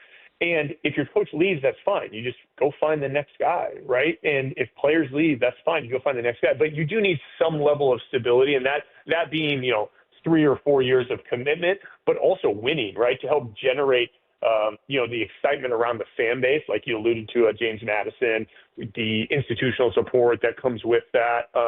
Because for so long, Washington State fans and alumni and donors have been asked to carry the water for an athletic department at a university, when in reality, that needs to come first from the university, and then the support can come from the fan base. Let's get into some more positive talk here. I think at the beginning of the year, Cougs were picked to win like 3 games. Cougs are 6-6, close losses to Ole Miss, Virginia, and James Madison, all on the road. Impressive season. This team's going bowling, and I don't know if I gave you truth serum, if you would have admitted that at the beginning of the year. But hats off to Jimmy Rogers and the crew, what they did this season. Utah State in the famous Idaho Potato Bowl. What do we got, Alex? How do we look in this game? I mean, it's good. I mean, it's going to be a good matchup. I mean, there's a lot of things that obviously go into it. Again, Utah State finished strong. Bronco Mendenhall, the head coach there, is a fantastic coach.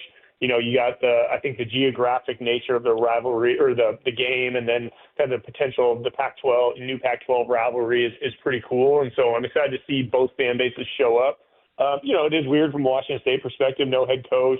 Some question marks obviously around how players are going to handle all this. But, my hope is that they go out and have a great week and get excited for the game and put on a good show. And, you kind of talked about what Washington State did this year, going 6-6 with Jimmy Rogers and 75 new players and all the things that went into it. And you really peel this back even farther. Washington State's gone to a bowl game 9 out of the last 10 years, not including the COVID year. That's better than USC and UCLA in the same time frame, right? Washington State has been one of the most consistent programs west of the Rockies for the last 15 years. And I think that no matter what, that will be true. And it's a job that people are excited about, and that's why there's so many qualified candidates that want to come here. Now, again, I mentioned structural challenges, but there's really good football players across the country that will come and compete and wear the crimson and gray, and that's what I'm excited about. That won't change, right? It's just everybody wants a little more feel good for Washington State, and it felt like you had it this year, right? And you're right on the precipice of something really cool. And that's why this thing stings so much with Jimmy Rogers now.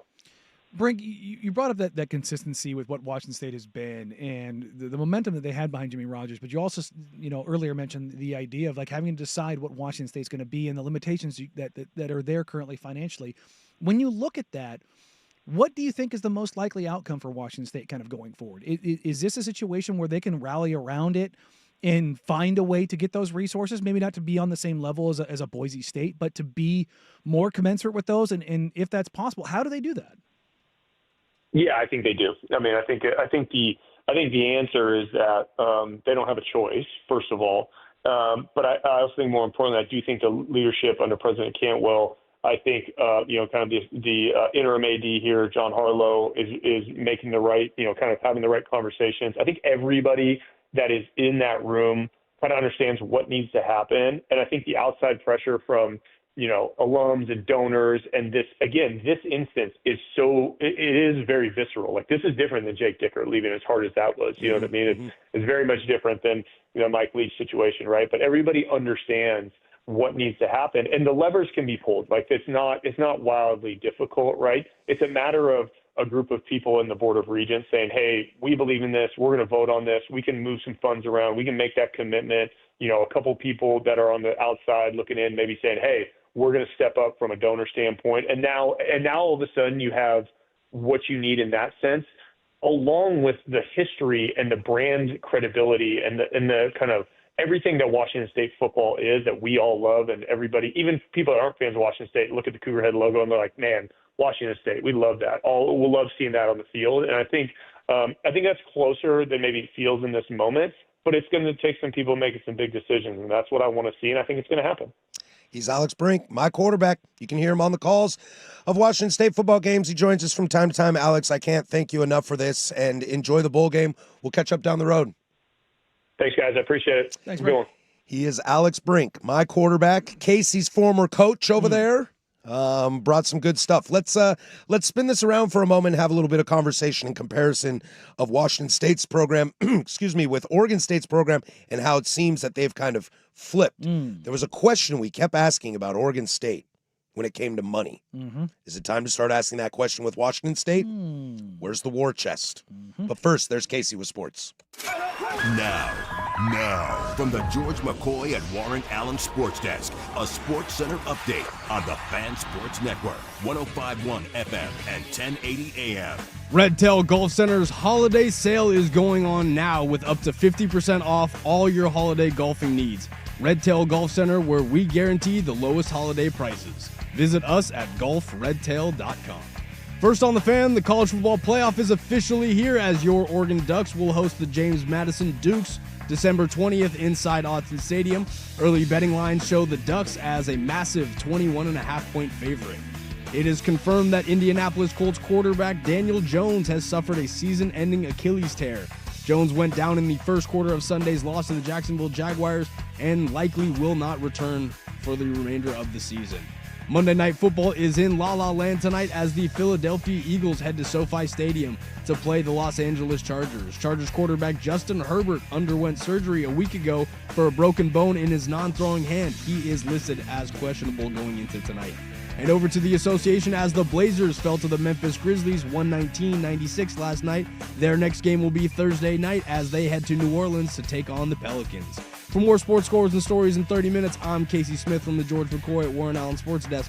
Hurt and missing work? Insurance companies acting like jerks? Don't call your mom. Call George McCoy at warrenallen.com. Sports Saturday with Joe Fisher and Rashad Taylor.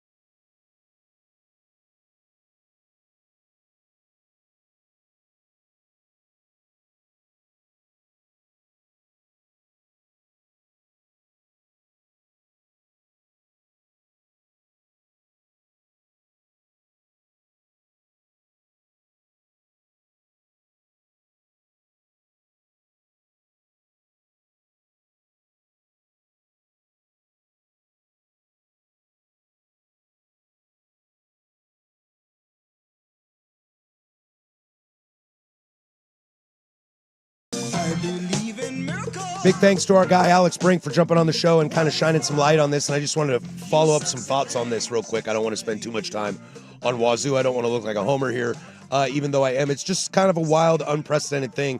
503-864-6326 is the fan text line.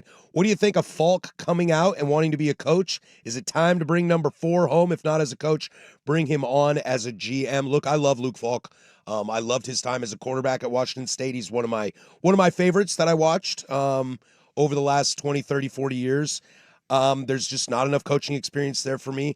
I think Alex touched on this. In very similar to Oregon State, would I be mad if Jonathan Smith was hired? No, I wouldn't. Like, he's a good coach.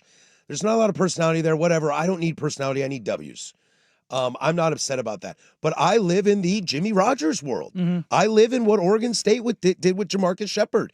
Go find somebody like that. You know, if you can get Eck out of New Mexico, that would be amazing. I would love a more up-and-coming, smaller program than somebody like a Jonathan Smith or this new Heisel thing that Brandon Sprague keeps wanting to jam down my throat. I think it's the idea, and Brink said it perfectly. It's finding somebody that wants to be there. Again, if you are a stepping stone, that's okay because it means you're doing something right. But let's take Oregon, for example, okay? Helfrich gets fired, deserved. They bring Willie Taggart in. Yeesh. Bolts. Everybody's kind of like, what the hell was that? Mm-hmm. And that's kind of how we feel at Wazoo now. Like, what the hell was that? You were doing great things. We kind of liked where this was going. Yeah, Willie wasn't doing great things. No, he wasn't. Mario Cristobal comes in, really turns the program around. Everybody's like, oh, okay. And then he bolts. And now Oregon is sitting there going, oh, my God, we are a stepping stone. This can't be good. And to what Brink was saying, they go find a Dan Lanning. Mm-hmm. And Lanning ain't going anywhere. And he was not a sexy hire when they hired him. And I was hoping a little bit of that from a Jimmy Rogers standpoint, knowing that he would be there for 4 years maybe and then bolt. I think what rubs us all the wrong way, and I can hear, I don't want to speak for Alex, but I can hear it in his voice. That's what's frustrating about this. It's like you knew all along that you were gone. You just pulled the rug out. Well, I mean, because when Dickert left, I got a lot of friends that don't like how Dickert left, but I get it. Mateer, Cam Ward, I get it. Arbuckle, like, yeah, guys, we're doing something great here. Who's going to be the next great Wazoo quarterback that transfers? I don't know, maybe the kid out of Sunset. But the way you do it that way is just so diabolical and just feels personal. Yeah, there's an element to that. It lets you kind of know that Penn State's been talking to Campbell probably for some time, too. Without a doubt. Like, the fact that Jimmy was gone, basically the second Matt Campbell left, they didn't just start talking. No, nobody at Iowa State was like, oh, you know that Jimmy Rogers guy? Has anybody talked about him? No, bro, they've been talking about him for years. Because we knew Matt Campbell was going to leave Iowa State at some point. And again, if you're an Iowa State fan, yeah, that stinks. Matt Campbell, by all accounts, is a great coach. We played him in a bowl game and we lost. Did you see Iowa State's AD? No. I should have grabbed the audio. It is one of the best things I have seen in the new college football era. He gets up there, tears in his eyes. Matt Campbell doesn't owe Iowa State a thing. It's the truth. And I was like, hey, I've been on the record saying, like, hell yeah, brother. I am not the biggest Cam Ward fan in the world, but he doesn't owe us anything. Go to Miami. Yeah. Go draft number 1. But instead, John Mateer, go to Oklahoma. Take Arbuckle. You've got Notre Dame's AD out there right now talking about, the strained relationship with the ACC because the ACC put a graphic out on social media of like Team A versus Team B, and what Team A was Miami, Team B was Notre Dame. You're not a part of the conference, dog. Yeah, and that's the bed you lie in. And when you look at a Washington State and Oregon State, this is the bed you lie in. Whether you book the hotel room or not, this is where you're staying. And how do you approach that? And I think you asked the great question in comparison to Oregon State. Like, they were a disaster. Mm-hmm. And by all accounts, there might not be a program in the country that's in worse shape before Penn State was in the shape that they're in. Yeah, maybe Oklahoma State. Yeah. That might have been it. That's it. And of the actual Power 4 schools or Group of 5 schools, and they went and hired Eric Morris. By all accounts, everybody was like, "Good job, folks." Hey, nice job. That seems reminiscent of the old OK State days. And all it took for Oregon State to change the narrative and their alumni and their fans and their players' feelings on the school was hiring Jamarcus Shepard. That's it. A coach with juice and a guy who immediately flipped a guy a 4-star recruit. And then at like the question I said, and when I mentioned this to Alex about Jimmy Rogers, like Cougs were supposed to win like 3 games this year, and they have an outside chance of they could have won 10. Okay? You lose to Ole Miss by 3, that could flip. You lose to Virginia by 2, that could flip. You lose to James Madison by 7, that could flip. You lose to Oregon State by 3, that should have flipped, and you're a 10-win team right now. And that move from Jimmy Rogers was all it took for the fan base to go, this team has turned it around. Boy, that was scary for a second, wasn't it? And we're like, hee, kind of bumping elbows with each other. That could have gotten real bad. Whoa, we survived. Just to have it pulled out just shows you how volatile things are. And it's terrifying that Alex is like, the school has to make a choice. He doesn't know if they did or didn't. The school has to make a choice on what they're going to do when it comes to football. And that is scary. And it comes back to the money. Where's all the money? That's the question. Now I'm going to ask that question. Where is the war chest from the dismissal of the Pac-12? Because we were told, and we hammed on Oregon State, you and me specifically, hammed on Oregon State all year about where's your money? Yep. Where's your money? Where's your money? Your buyout for Bray, wasn't it like $3 million? Yeah, and they wanted to wait to bring it down to 1? It was like, come on, guys. Come on. Like, what are you doing? You're just wasting time. And then they fired him anyways before the December buyout. Right. It was like, so what were you waiting for? Exactly. Either stick to your guns because you wanted to save the money or just get it done. And that's the thing is, like, with Oregon State, the failure came about because it was being paralyzed by overanalyzing. That's what it was. With Washington State, maybe they got caught with their pants down here a little bit. I think so. I think that's what it was. Maybe you should have known that Iowa State was there. Yeah. Yeah, because, again, I'll harp back on this. If Jimmy Rogers 2 weeks ago takes the Iowa State job, good for him. Good for him. Well done, dude. Oh, boy, who are we going to hire? But now it feels like very, very dangerous because recruiting day is over. Are we keeping any of those kids? I doubt it. Who's going to be the head coach? Nobody knows. Everybody's got a job. Probably take some guys at Penn State, which is going to leave some openings at Iowa State. Jimmy Rogers is going to take everybody from Wazoo. I mean, how many guys did he bring in? Was it like 75 Yeah. over the last 18 months? Yeah. So, like, I just didn't have on my bingo card Oregon Ducks beating Penn State, ruining my life. It's all your fault, Dirt. That's what I told him. That's what I texted him, Casey. I text Dirt that this is all his fault. If Oregon doesn't destroy Penn State's program, Wazoo still has Jimmy Rogers. Is that transitive property okay? I think it might be fair. Okay. Do you hate Wazoo now? No. Are you going to make fun of Wazoo in this situation? No, I feel bad for you guys. In the same way that Wazoo fans Pity. felt bad Yes, for Oregon good. State Pity. fans. Oh, that's what you had to do. I was so happy that the kid over here has some sorrow for me. Yep. And you just got to flip that. So now I hate him. Yep, there you 'cause go. He's just throwing me a pity Please, party. sir, arms for the poor. Oh, God. I hate everybody.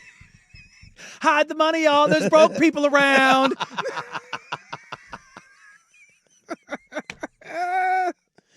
Yeah, we po. We're not poor. We po. Oh, man. You know it's bad when you po. I grew up po. It's tough out here. It's tough. All right, let's put a cap in this for a minute. We'll get to some web gems here. And the committee, not that committee, has made a choice and made a very clear one. We'll get to that next. 105.1 The Fan.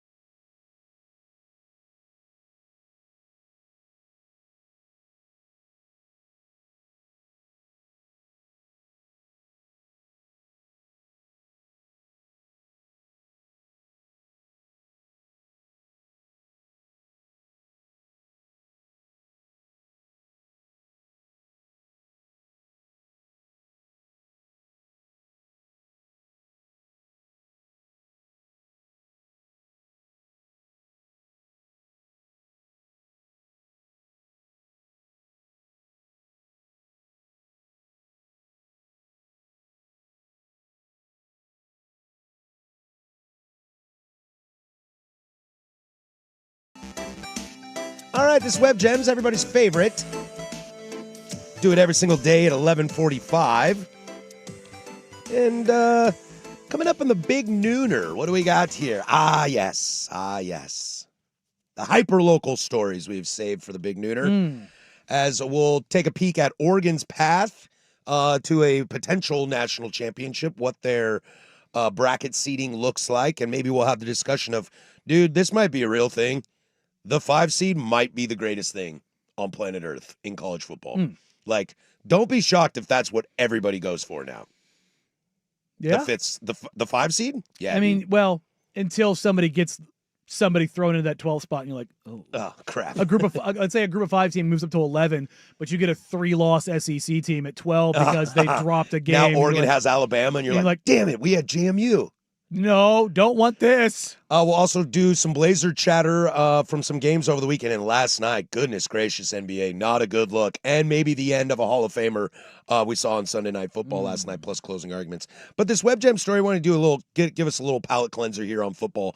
The Contemporary Era Committee for the Major League Baseball Hall of Fame has elected Jeff Kent into the Hall of Fame. Interesting, huh? Yeah. Which I find fascinating. Is Jeff Kent a Hall of Fame player? I'm not sure, which usually tells me no. Because I believe in baseball. It's like, is that guy a Hall of Famer? Yes. Anything else is a no. Yeah. That's a no.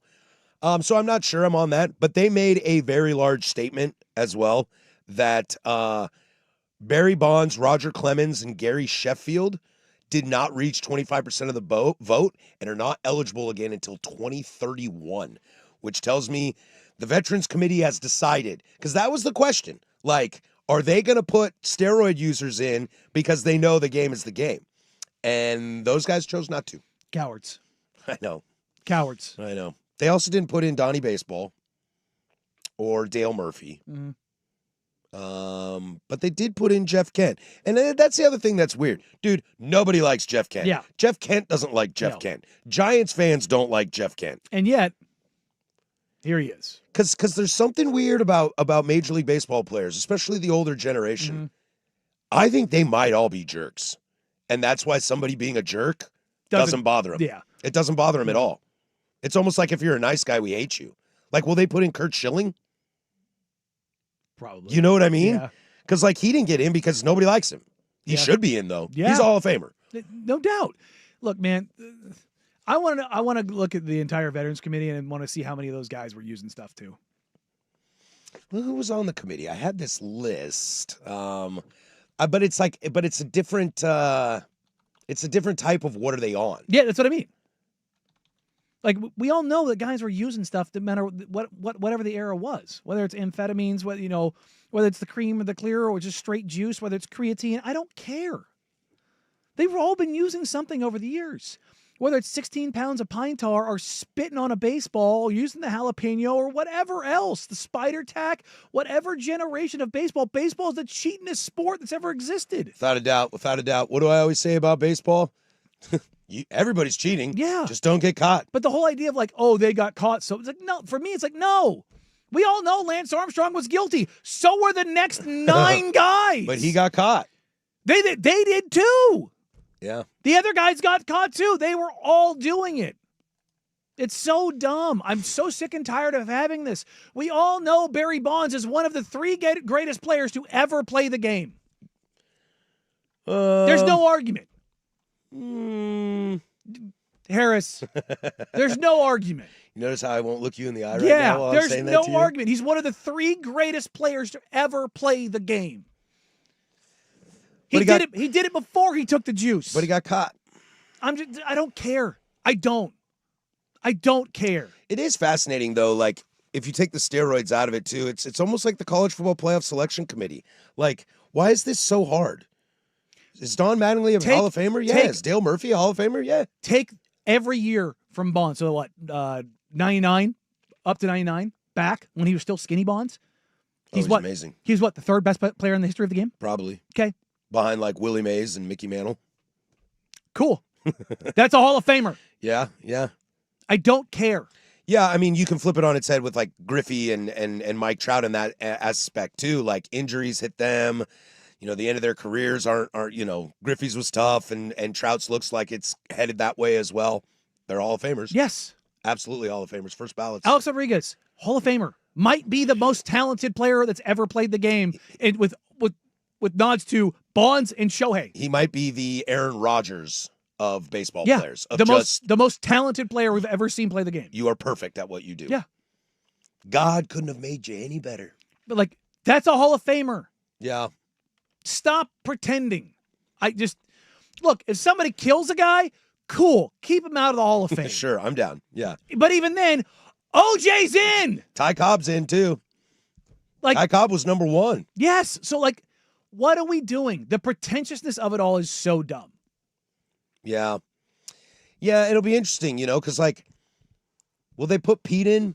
I think they will. I think they'll put Pete Eventually. in when they give the chance. I think they'll put him in. I do. Because all those old dudes that are on those committees and all those current members of the Hall of Fame that are not Chipper Jones's age, that are Johnny Bench's age, they all love Pete. Well, and the ban was for Lifetime. life. Yeah. And he ain't alive no more. He ain't alive no more. And Manfred made him eligible. I just find it interesting that these guys, it's kind of back again to that playoff selection committee. Like, guys, why do we make this so hard? Like, Jeff Kent's in? Really? Jeff Kent's in.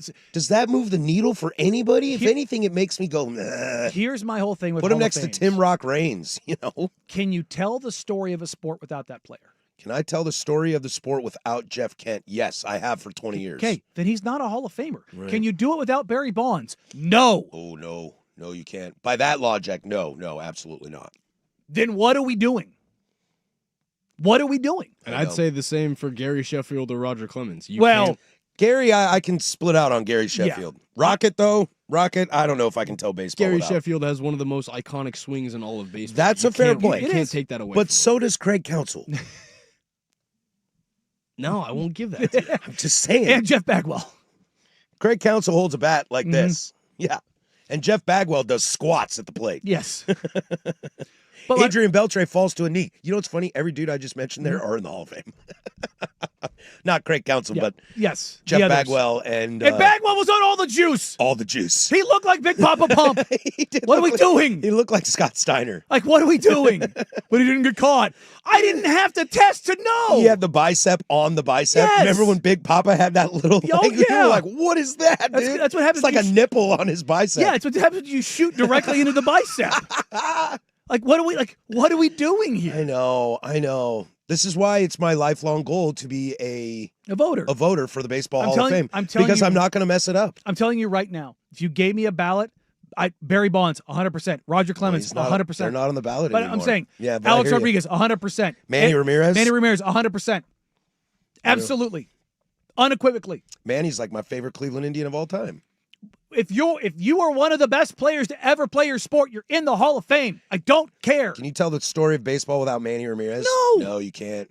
Because you know why Big Papi is as famous as he is? Because Manny Ramirez batted right behind him. Yes. It's the old Lou Gehrig situation.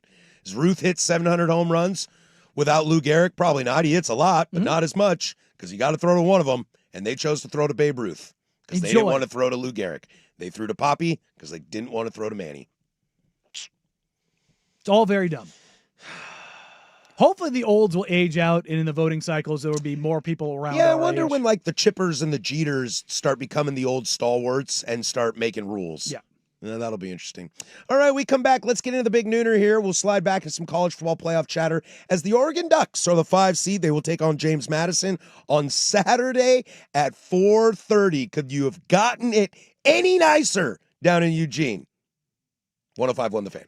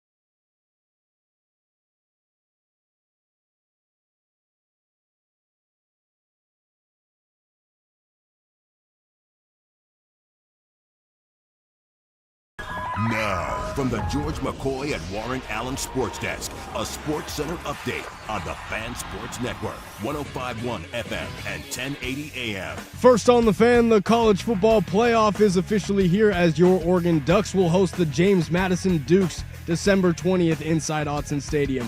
Early betting lines show the Ducks as a massive 21.5-point favorites. It is confirmed that Indianapolis Colts quarterback Daniel Jones has suffered a season-ending Achilles tear. Jones went down in the first quarter of Sunday's loss to the Jacksonville Jaguars. And Monday Night Football is in La La Land tonight as the Philadelphia Eagles head to SoFi Stadium to play the Los Angeles Chargers. Chargers quarterback Justin Herbert underwent surgery a week ago for a broken bone in his non-throwing hand. He is listed as questionable going into tonight. And over to the association as the Blazers fell to the Memphis Grizzlies 119-96 last night.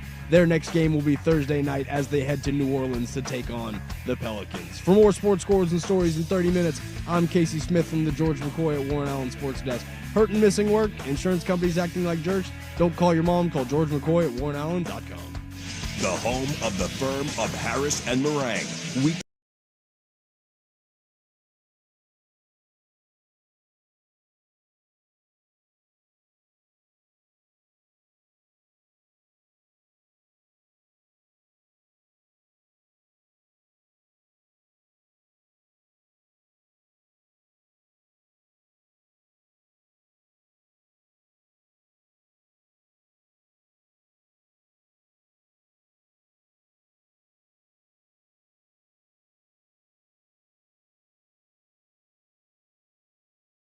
All right, 2 down, 1 to go here. Portland Sports Leader, don't you forget it.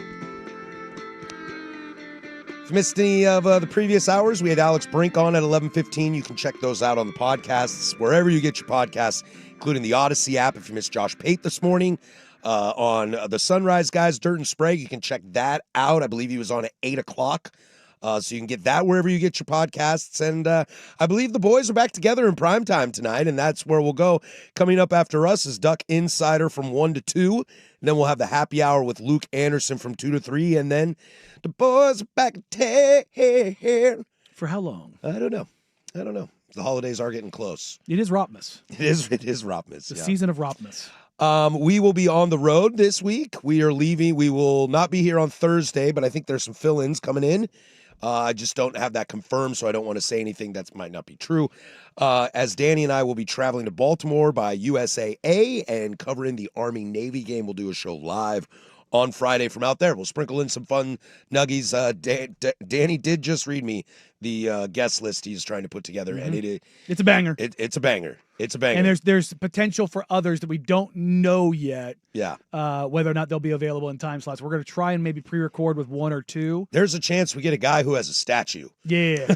Like that could be really fun. And look, I'll tease this, and hopefully it works. We had General Gillen on last year, who was the superintendent of West Point. I have never, ever in my life wanted to run through a wall for a man more than him. That's awesome. One of the baddest dudes on the face of the planet. When we got off air, I just sat there and talked to that guy for as long as I humanly possible. I'll let you do that this year. I'll just be at the bar when you're ready. Dude, he's a 3-star general who has been a commander all over Special Forces. That's right. And you watch how cadets talk to him and look to him and how he treats them. That's respect. Being in the military, and I told this to him off air. I have been around a lot of generals in my time. Most of them I did not like. Because when you get to be a general, there is a political process that goes through that. He is one of the realest humans I have ever come across. When it comes to leadership, that to me, this guy is the leader this is the alpha of leaders. There is no person in my life that I would want to follow, especially in wartime, than that man.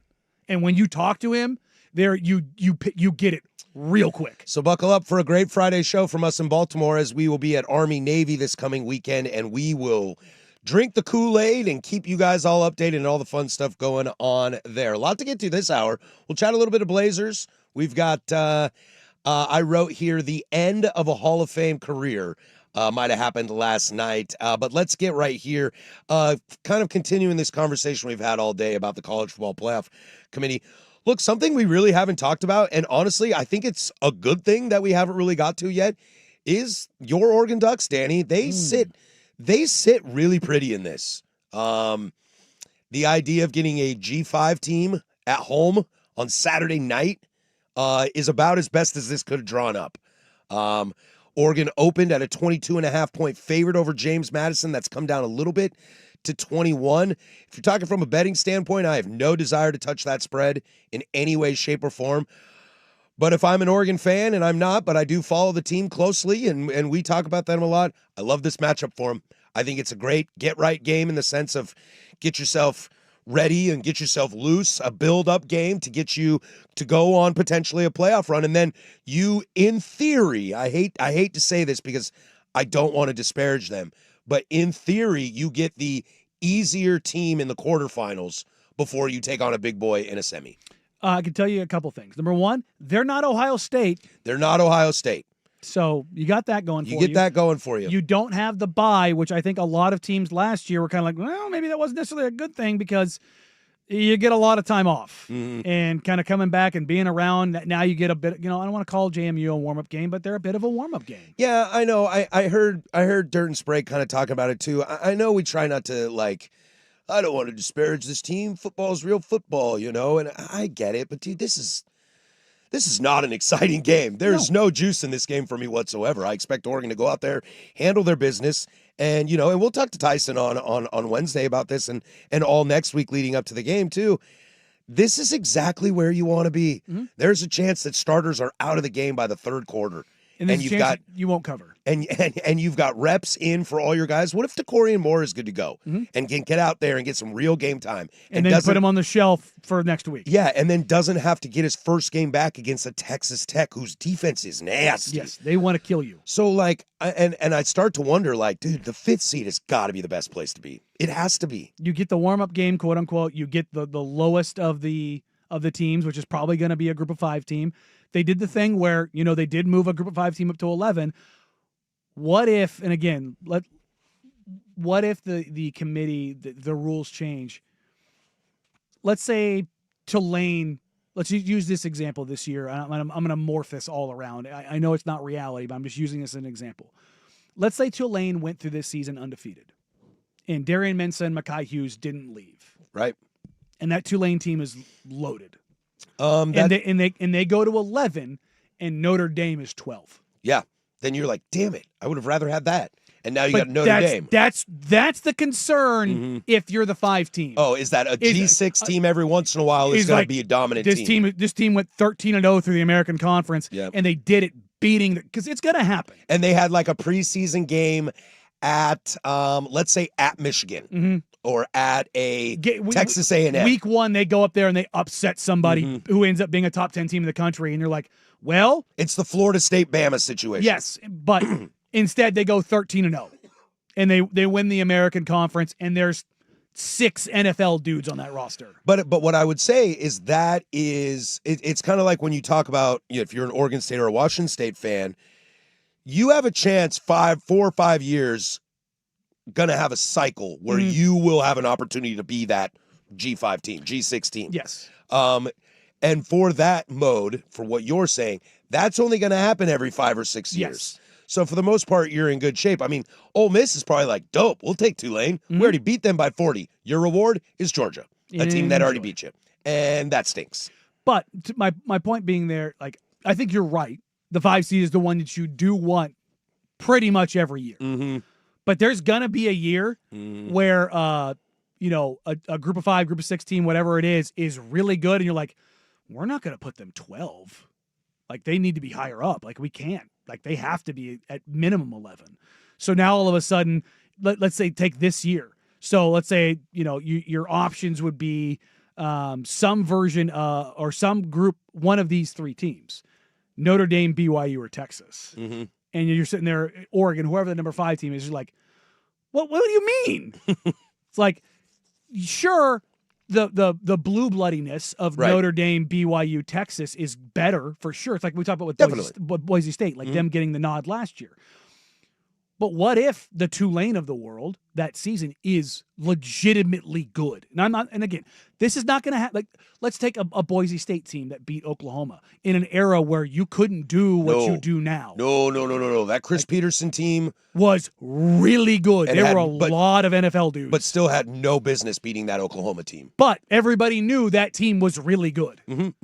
Like, They were in a Fiesta Bowl. You don't put Boise State, you don't put G6 teams No. in Fiesta Bowls, Sugar Bowls. unless you've seen them and you watch them and you go, they've earned this. Mm-hmm. So in that, let's just say it happens once every 10 years. Let's just kind of throw that out because it is rare. But you get into that world, and now all of a sudden, if you're Oregon, do you want to play the up and coming team, the Boise State of the world, or would you rather play a team that has a blemish on their record, like a Notre Dame, like Or a a BYU, BYU. or a Texas? Well, and you can just watch the Tech. You got 2 Texas Tech games against BYU to give you the blueprint on how to beat them. You But don't you- think Lanning's looking at But you know what I that? mean, Love? Like 5 is generally the spot you want to be. But I'm waiting for that 1 year when something like that happens, and that's when we get the buckle up. Text line telling me that Oregon James Madison should turn out Oregon versus Liberty all over again. I mean, it could be. That's what I expect. I imagine this game is going to be tough. I'll go out on a limb right now and say Dante Moore is not playing in the fourth quarter. I think that's probably And maybe safe. halfway through the third. Yeah, that wouldn't surprise me. James Madison's got a good defense. And They got a great defense. and they've got a great program for what they are. Without a doubt. Without a doubt. I wish my program were that program. I mean, constantly in the top 25 every year. Dude, they've had 3 coaches in the last 3 years, and they're in the playoff. Mhm. It Now, a lot of things had to break their way to go, But it but can be they're done. still in. You get things in alignment, and you have things making sense. Your identity lines up. You can be there. Sneak peek, Oregon, Texas Tech. Hmm. I don't know who I like in that game. Right now I lean Tech. Their defense is nasty. Right now I lean Tech. I like the linebackers at Tech more than Oregon's, Mhm. but I like the D line at Oregon more. I mean, even then, Oh, I know.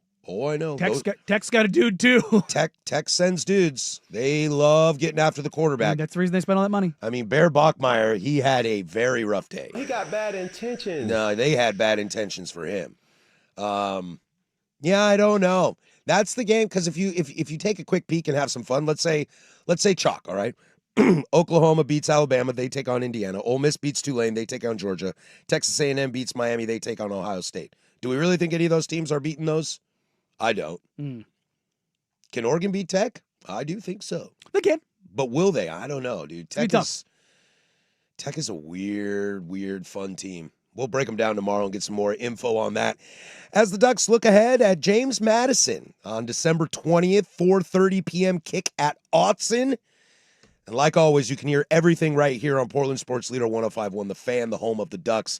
We'll have wall-to-wall pregame coverage of that leading up to the first playoff game being hosted at Autzen Stadium. When we come back, the Blazers played basketball over the weekend. 105.1 The Fan. The Fan.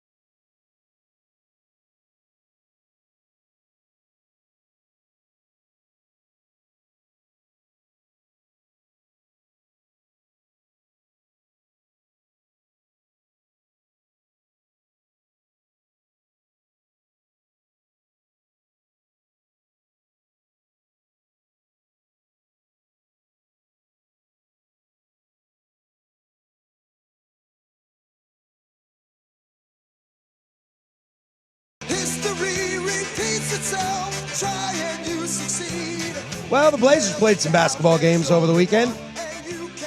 They did. I seen it. Boy, let's just get right into it. The YouTubes was talking about it a little bit ago. I was hoping that it was going to be Thiago's first ejection last night. He was working on it. He was hot. And what is the deal with that? If you didn't watch the game last night, Yang Han-sen started, was not great. Had a really rough first half going up against Edie. Second half, he was much better. And so there's a lot, we can get into that too, but there's a moment when Zach Edey basically clotheslines Yang in the face. And wrecks him, and then Hansen falls back and wrecks his head on the floor. And the refs don't call the foul, which would have been Edey's sixth, and don't even stop play with Yang on the ground. And Thiago was pissed. The broadcast was pissed. Jason Benetti, who is obviously not the normal TV play-by-play guy, he was sitting in for Calabro. And by the way, when KC decides to hang it up, if the Blazers don't go after Benetti, they're out of their freaking minds. I mean, Benetti is like, this is not a shot at KC. KC's a Hall of Famer. Oh, KC's the GOAT, Are dude. you kidding me? KC's one of my favorite broadcasters of all time. I grew up watching him do Sonics. I mean, look, if you've listened to the broadcast, he's giving me crap. He dropped a line when they were playing Oklahoma City and OKC, and they have the big fat guy with the suspenders on, and he dropped a, "What's Danny doing up there?" Because Casey's my guy. I love him to death. Yeah. He did this like 3 straight games of just like working it in there, just giving me hell. Love him to death. But if KC hangs it up here in the next couple of years, you could not ask for somebody better to replace him than Benetti. He is unbelievable. And without knowing this team that well and being in the throes of being a homer, absolutely shredded that ref crew. Called it an embarrassment. The text line, I'm not one to blame refs for wins and losses, but it seems like they have been too involved in NBA games and maybe not the outcome, but the flow of the game. Last night's Blazer game was an example. It was one of the that. worst games I've ever seen, and as far as like game flow. And shout out Haberstroh. Tom Haberstroh had the stat that was the least experienced ref crew out there last night. It was the average experience last night was something like around like 40 years. The Blazers crew had 22, and I think like 15 of it belonged to Jason Goebel. And there was probably a half dozen times where I saw each of those 3 refs last night get indignant about players or coaches like tell them they blew it, and they blew it. Yeah. There was a foul on Edey where it probably was a foul. It was on Jeremy Grant. It was a toss-up. Almost the exact same play on the other end. If you want to say Coward grabbed Young's arm, fine. But it's the same kind of vein of call. And Isolo lost his mind. I was like, yeah, he probably has a right to be pretty pissed there. Like, if you're going to talk about consistency, Young gets smacked. Denny got absolutely drilled. And this feels like every single game now, Denny's just getting smacked not around. only that, Denny only had 1 trip to the free throw line. He had 3 free throws. He had 1 trip, and then he had another one on a technical foul. That's not the Avdia I know. No. He's getting nine trips a game. That led to the ensuing possession where Denny tripped Coward. Mhm. And it was like, Well, Denny, don't do your that. Your emotions start to get to you. It pisses you off after Somebody a while. tweeted at me like, well, Denny, like he tried to move out his no, he didn't. No, he tripped him. No, he tripped him, and Denny, don't do that. I think to Texter and the YouTube chat's points and what you're talking about as well. This is why the NBA. This is why it's such a polarizing league for Bad some refs fans. can kill you. And I'm not blaming the loss on the refs. The Blazers did not come with a requisite level of intensity. No, they did not. Blazers had a lot of issues in the game. But there against was Memphis. a 20 free throw disparity, and I'm telling you right now, the Memphis Grizzlies weren't playing great defense without fouling. No, but like the weird TV deals going down with some teams and the TNT situation and whatever the hell's going on in the Clippers situation, the Chauncey Billups situation, bad refereeing, superstar calls versus non-superstar calls. We're not talking etc. about the game. Never are, dude. The NBA refuses to get out of their own GD way. It's frustrating. It's gotta be. Like, this is why, I'm only back into watching the league, the association, because I do this show with you now. And I was totally fine. I mean, I what's the phrase I use? I waxed poetically about how much I loved the NBA Finals last year and just the playoff run in general. There is a place for me to get back into basketball. It's my first love. Mm-hmm. Basketball is my first sport love. I grew up playing it, not very good, but it was the game I played. I didn't play baseball till later, but I loved basketball, always have, always will. I watched Iowa State and Purdue this weekend. Iowa State is nasty. Mm-hmm. Okay, I watched Michigan State Duke. I thought Michigan State had Duke that whole game till they peed down their leg with shorts on. Like, I love basketball, but the NBA, this is what they're doing to me. And if you're going to do that now to the team specifically, As the NBA turns. that it's I'm so trying to awful. watch and enjoy and be ready for this, dude, you're just turning me off. The soap opera stuff's fine. I like it. John Morant coming off the bench and yapping at Denny. What are you doing, bro? Sit down and You're like- shut up, You're Ja. lucky Denny didn't punch you.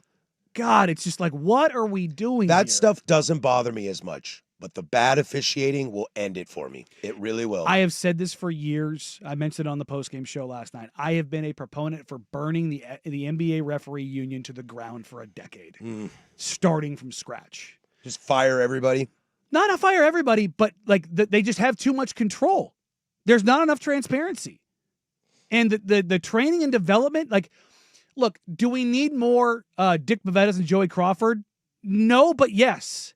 You need refs that you can talk to. You need refs that know the game, that you know how they're going to consistently call a game. Look, the Blazers are not the only team that do this, but pinned on the wall and the handouts in the game, all the stuff they go through, in that are ref grades. Mm-hmm. Hey, don't yell at this guy. Hey, this guy's quick to call these. Hey, this guy calls these. Hey, this guy has a quicker whistle. Hey, this is somebody you can talk to. That's a thing that happens. What other sport has scouting reports for referees? They all do. Right, but that feels on a way higher. The NBA has the most, probably because in the sense you interact with them the most. Exactly, because their scouting report. Now everybody's got them, right? Mm-hmm. I know this in the EPL. Yes. We know which refs we like and don't like. You know which umps in baseball you like and don't like. And I'm sure the NFL feels a little more even keeled on the dudes. And we all hate glasses ref. but and Pac-12 refs for life. Well, I that's hate glasses them. Yeah, ref, I know. I hate them all.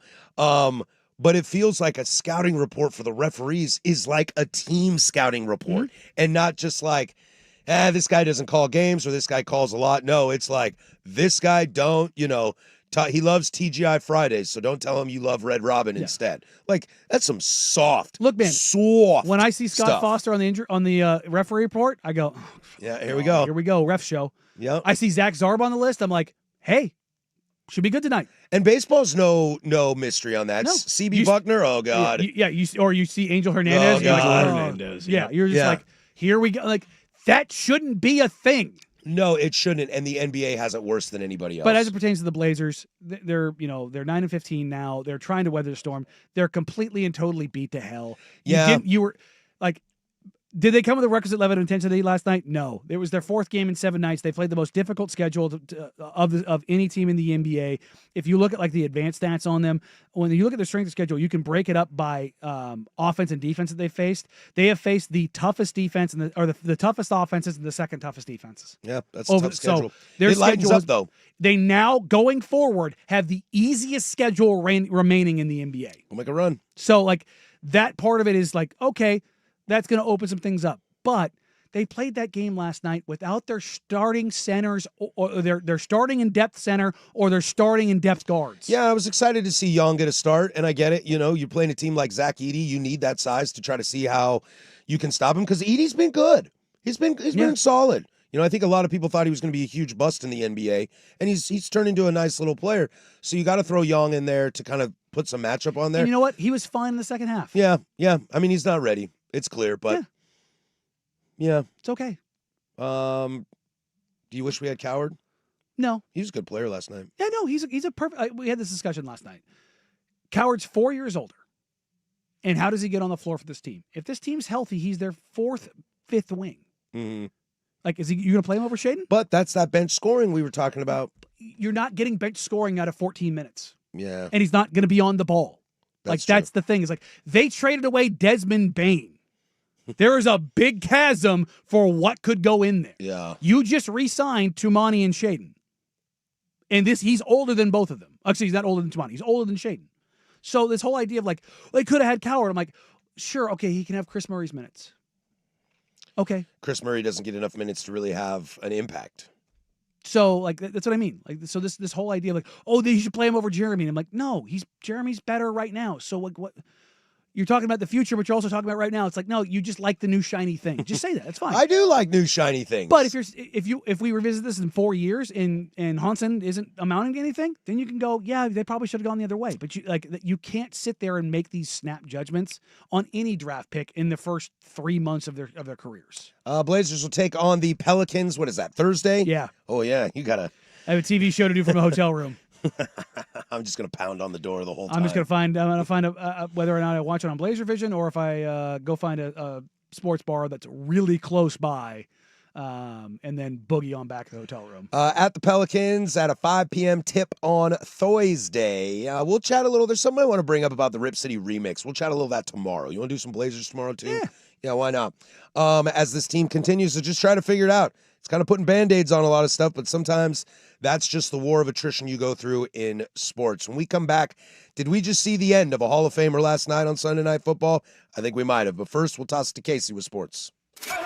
Now, from the George McCoy at Warren Allen Sports Desk, a Sports Center update on the Fan Sports Network, 105.1 FM and 1080 AM. First on the Fan, the college football playoff is officially here as your Oregon Ducks will host the James Madison Dukes December 20th inside Autzen Stadium. Early betting lines show the Ducks as massive 21.5-point favorites. It is confirmed that Indianapolis Colts quarterback Daniel Jones has suffered a torn Achilles. Jones went down in the first quarter of the Colts' 36-19 loss to the Jacksonville Jaguars, and he will be out for the remainder of the season. Monday Night Football is tonight as the Philadelphia Eagles head to SoFi Stadium to play the Los Angeles Chargers. Chargers quarterback Justin Herbert underwent surgery a week ago for a broken bone in his non-throwing hand. He is listed as questionable going into tonight. Over to the association as the Blazers fell to the Memphis Grizzlies 119-96 last night. Their next game will be Thursday night as they head to New Orleans to take on the Pelicans. For more sports scores and stories in 30 minutes, I'm Casey Smith from the George McCoy at Warren Allen Sports Desk. Hurt and missing work? Insurance companies acting like jerks? Don't call your mom. Call George McCoy at warrenallen.com. The Fan is live on YouTube and Twitch.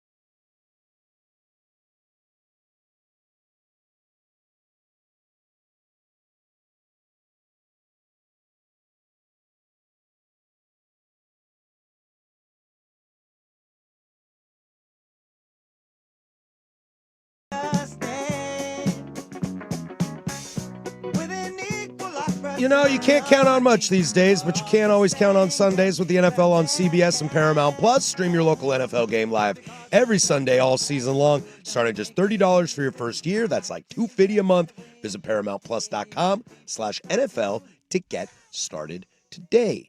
Heavy college football show today. I promise we'll get to some more NFL tomorrow. But I had this thought in my head, Danny, last night watching Sunday Night Football, which, you know, if you look at the score 20-10, you're like, ugh, not a very fun game. It was actually a fun game to watch. It was. Back to your point that you have been hammered on, dude.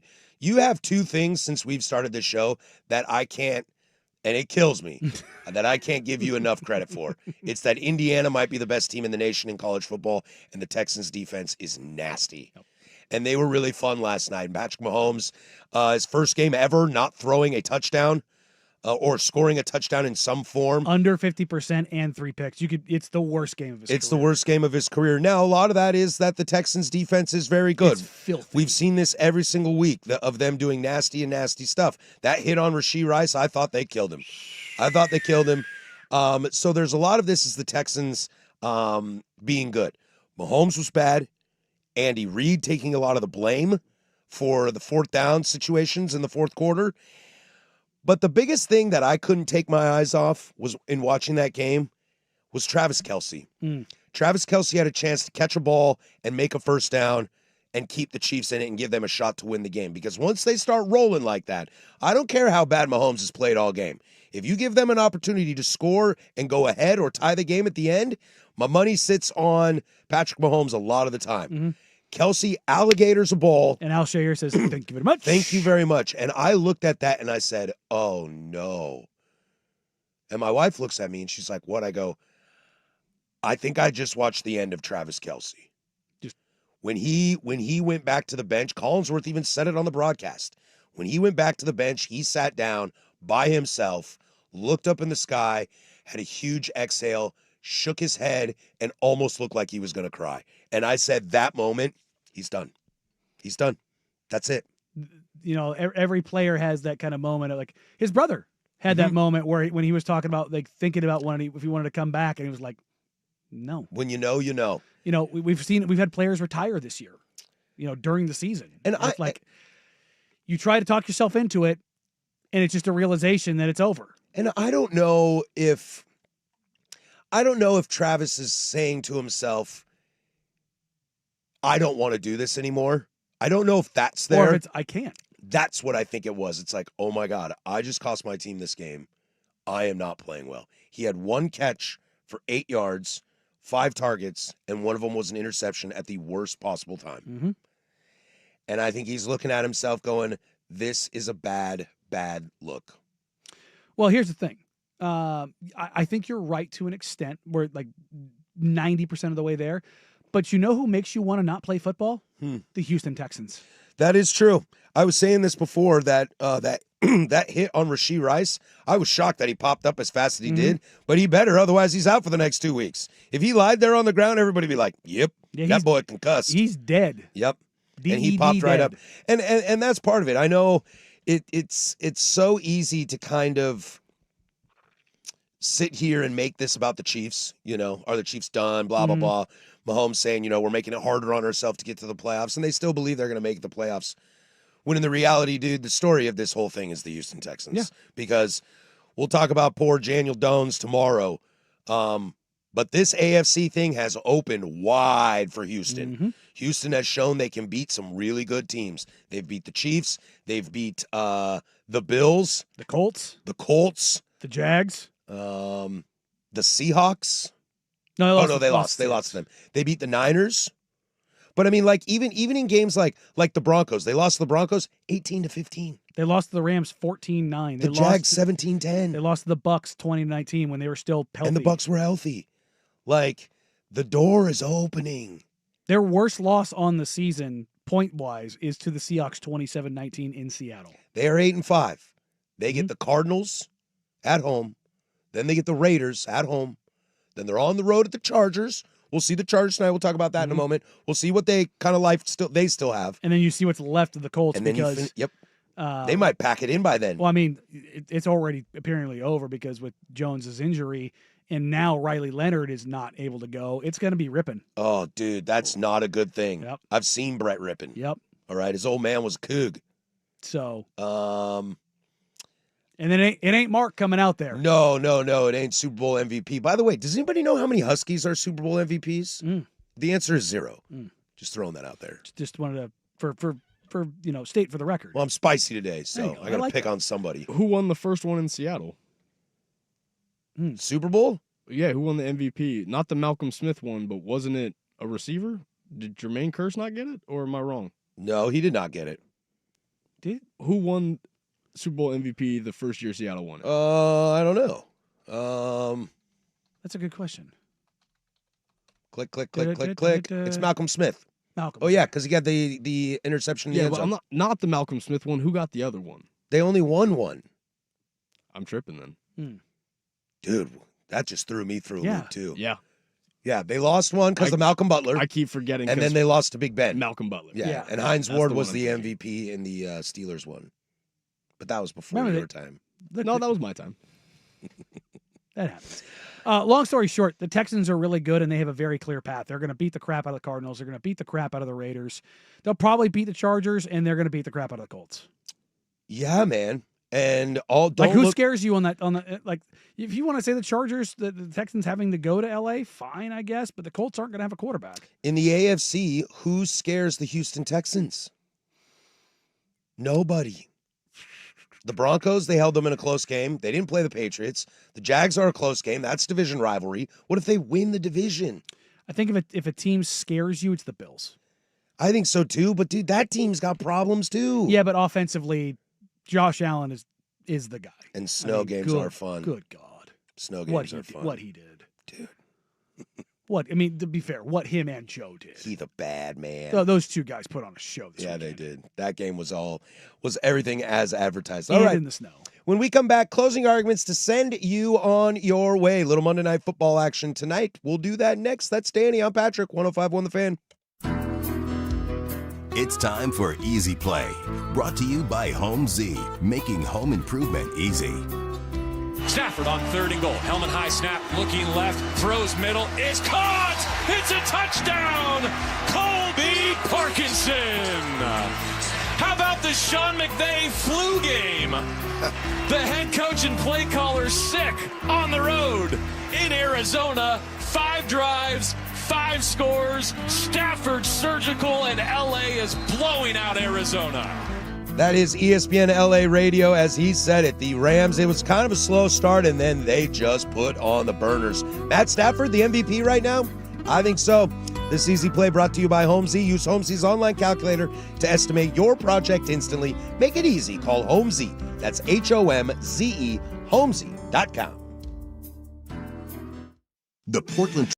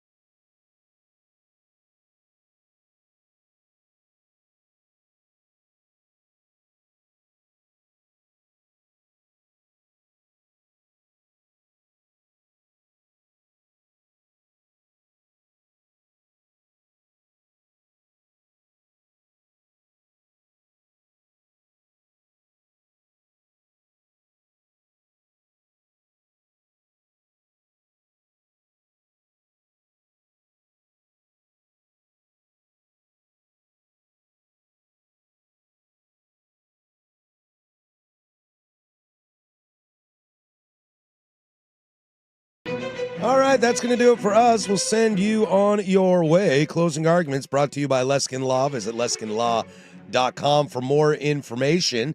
Monday Night Football game tonight. Eagles in L.A. to play the Chargers. This is it, dude.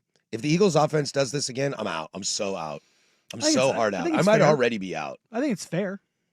I don't know what to think about this game. But also, watch it. if you told me they won a Super Bowl, I'd also believe you. I know. It's too much talent. I'm going to watch tonight. I'm happily going to watch tonight. Nice little primetime game. Yeah. Last night, dude, we just talked about it. Like, okay, the final score doesn't look sexy, but that was an enjoyable primetime game. Bears and Packers, that was an enjoyable primetime game, yeah. Caleb, you just needed to throw the ball a yard further. I know. Yard further. I'm such a Caleb hater. One of my good buddies is like, dude, you're an idiot. He just straight said that to me. I was like, I don't think Caleb's He missed some good. of the easy throws, but he made some insane throws. Yeah, maybe we'll break that game down tomorrow or something, or just kind of looking at the NFC. Let's see. Hell, the NFC North. J.J. McCarthy. I only throw for 165 yards, but I get 3 touchdowns. Whatever. 503-864-6326. Kind of putting a bow on the college football playoffs as I am kind of done talking about brackets and stuff until the games actually start going. The fix for the college football playoffs: start a season a week earlier, start 12-team playoff, week after championship games, all home games until championship to be played on New Year's Day using one of the traditional bowls. Have remaining premier bowls filled with 13 to 20 or so, played 31st and 1st, leading up to the championship game to end the season. Selection process, another problem. We have not solved that one. Thanks, and go Ducks. I don't have a problem with how it is right now. I think this is just an off year. I don't have a problem with it, and I don't think it's an off year. I think this is what we're going to get. 2 G5s? I think there'll be more possibility than usual. The flattening. Yeah. I think I don't think this may not be the standard, but I don't think it's going to be rare. I don't ever expect the Big 10 or the SEC to do that, but I mean, dude, the Big 12 could have a bad year. Mm-hmm. They could have a real bad year. Easily. What if BYU had another loss already on their and it wouldn't slate, mattered, and they're still in and they lose again, or they win? What? Then what happens? Because like that, you want to talk about what chaos would have happened is if BYU would have beat Texas Tech. If BYU beats Texas Tech, there's no Notre Dame or Miami probably. Yeah, could you imagine if they put BYU in and 2 Group of 6 teams? BYU, Texas Tech, and 2 Group of 6? Yeah. You want to talk about people being pissed off? Hey, at least if you leave Notre Dame out, you leave Notre Dame and Miami out. Yeah, You're just like, sorry, guys. Sucks to suck. Mm-hmm. Deal with it. Yeah. I don't know, man. And I don't know about the championship game conversation either. I'm just not there yet. I'm trying so hard with college football not to be so like knee-jerk reaction about everything at every moment. Not everything is broken. Okay? Is this a weird year? Yeah, it's a weird year. But that doesn't necessarily mean it's broken. I don't think it's broken. I'm not sure where I fall in the conference championship. I just wish everybody played the same amount of conference games. I wish that too. And I'm tired of big teams playing cupcakes 2 weeks to go in the season. Mm-hmm. You want to play cupcakes in the beginning? Go for it. Everybody does. After that, though, it's winning time. Have you seen Penn State's schedule this year before they played Oregon? Mm-hmm. It is absolute and utter Oregon's garbage. schedule before they played Penn State. That's true. I mean, I bet you when they set these games up, though, Montana State, big time D2 school, Oklahoma State and Oregon State. They didn't think they were going to be that bad. I didn't think they thought Oklahoma State was going to be that bad. But they weren't in a great shape. But look, and people want to do this, do it. Somebody was screaming, I think Urban Meyer was screaming that Ohio State needs to drop Texas off their schedule next year and go get Kennesaw State. If you want to do that in the first 3 weeks, go for it. Why? Why would you do that? You beat Texas, and that's what gave you the #1 ranking all season because you didn't play anybody else. They're scared to go to Texas and lose and see what happened to Texas this year happen to them. Don't lose 3 games. Yeah. Also, Herb, shut up. That is true. Nobody asked you. Yeah. But there is a world in the SEC. I think they have shown that 2 losses. We could have Herb Myers as a guest at Army Navy, by the way. Could we? Yeah. I'll talk to Herb. I mean, he'd be fun to talk to. Yeah. Hell yeah. I love talking to sociopaths. But I think we have also learned some other things, like 2 losses doesn't guarantee you in the playoff from the SEC. What this almost gets me to that question of, and I hate to end this show on this question, but what if you would see it beating Oregon? You said the opposite. You thought Oregon still goes in. Yeah. I don't know if they do. Judging with where they landed, are you going to put Oregon in over, or are you going to put Alabama in over Oregon? I think so. because it's the SEC. You know, You're going to put 2 Group of 5 teams over Oregon? they have shown. Do you think if Vanderbilt goes to the SEC title game and gets blown out by Georgia the way Bama did, do you think Vanderbilt gets in? I don't. I think it's the Bama rule. Well, I guess here's the thing is that, And that might be a part of what's broken. Sure, Yeah. I'll give you that. That might be the Bama rule. I guess I wasn't thinking because if USC had beaten Oregon, USC would be in, which would mean there would be one less spot. If Oklahoma has a third loss from the SEC title game, if Vanderbilt has a third loss from the SEC title game, they're both out. Yeah. They're both out. It's probably just a Bama rule. And so be it. If that's what it is.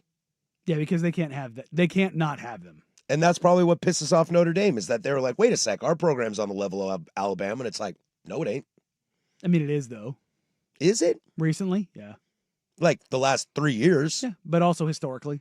Sure. I'll give you the last 3 years and the last 40 years, but not the last 10. Sure. Yeah, I don't know. I just think it's a scary place to live in to say I kind of wish something is broken Yeah. because 1 year it didn't turn out the way you wanted it I kind of to. wish we would have gotten the all chaos.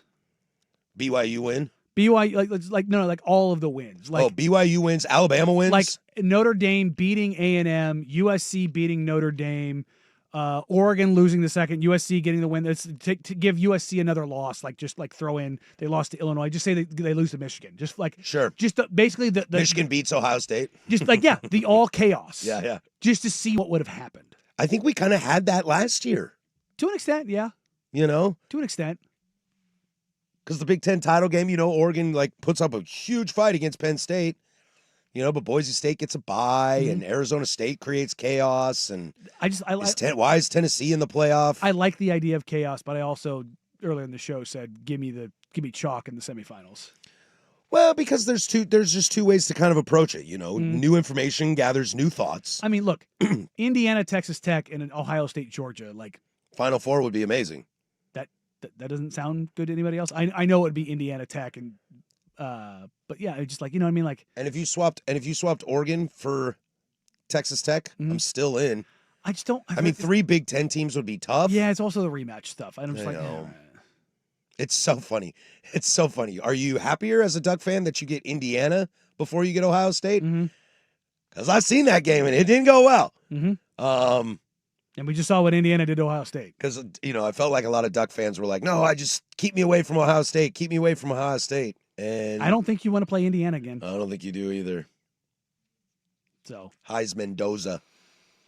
Well, there's a lot to get to on the show tomorrow. Let's see. What do we got here? Seahawks looking like the complete team, maybe? Question mark. The kiss from Mike Tomlin. Got to get to Daniel Downs as well. Talk a little more Army Navy as well. The NFC. Texas Tech being a sleeping giant. What else do we got? Ooh, it's a free consultation Tuesday. So that's always fun. And we only have 2 more shows this week. Here. And then Friday we'll show. Take this show on the road. Yeah, there you go. All right. Road tripping. All right, that's going to do it for us. We hope you all have a great day, except for you, Brian Kelly. If you missed it, we had Alex Brink on 11:15 to break down the Wazoo situation that's going on up there. What about Jimmy Rogers? Can he have a great day? No, Jimmy Rogers cannot. You are dead to me.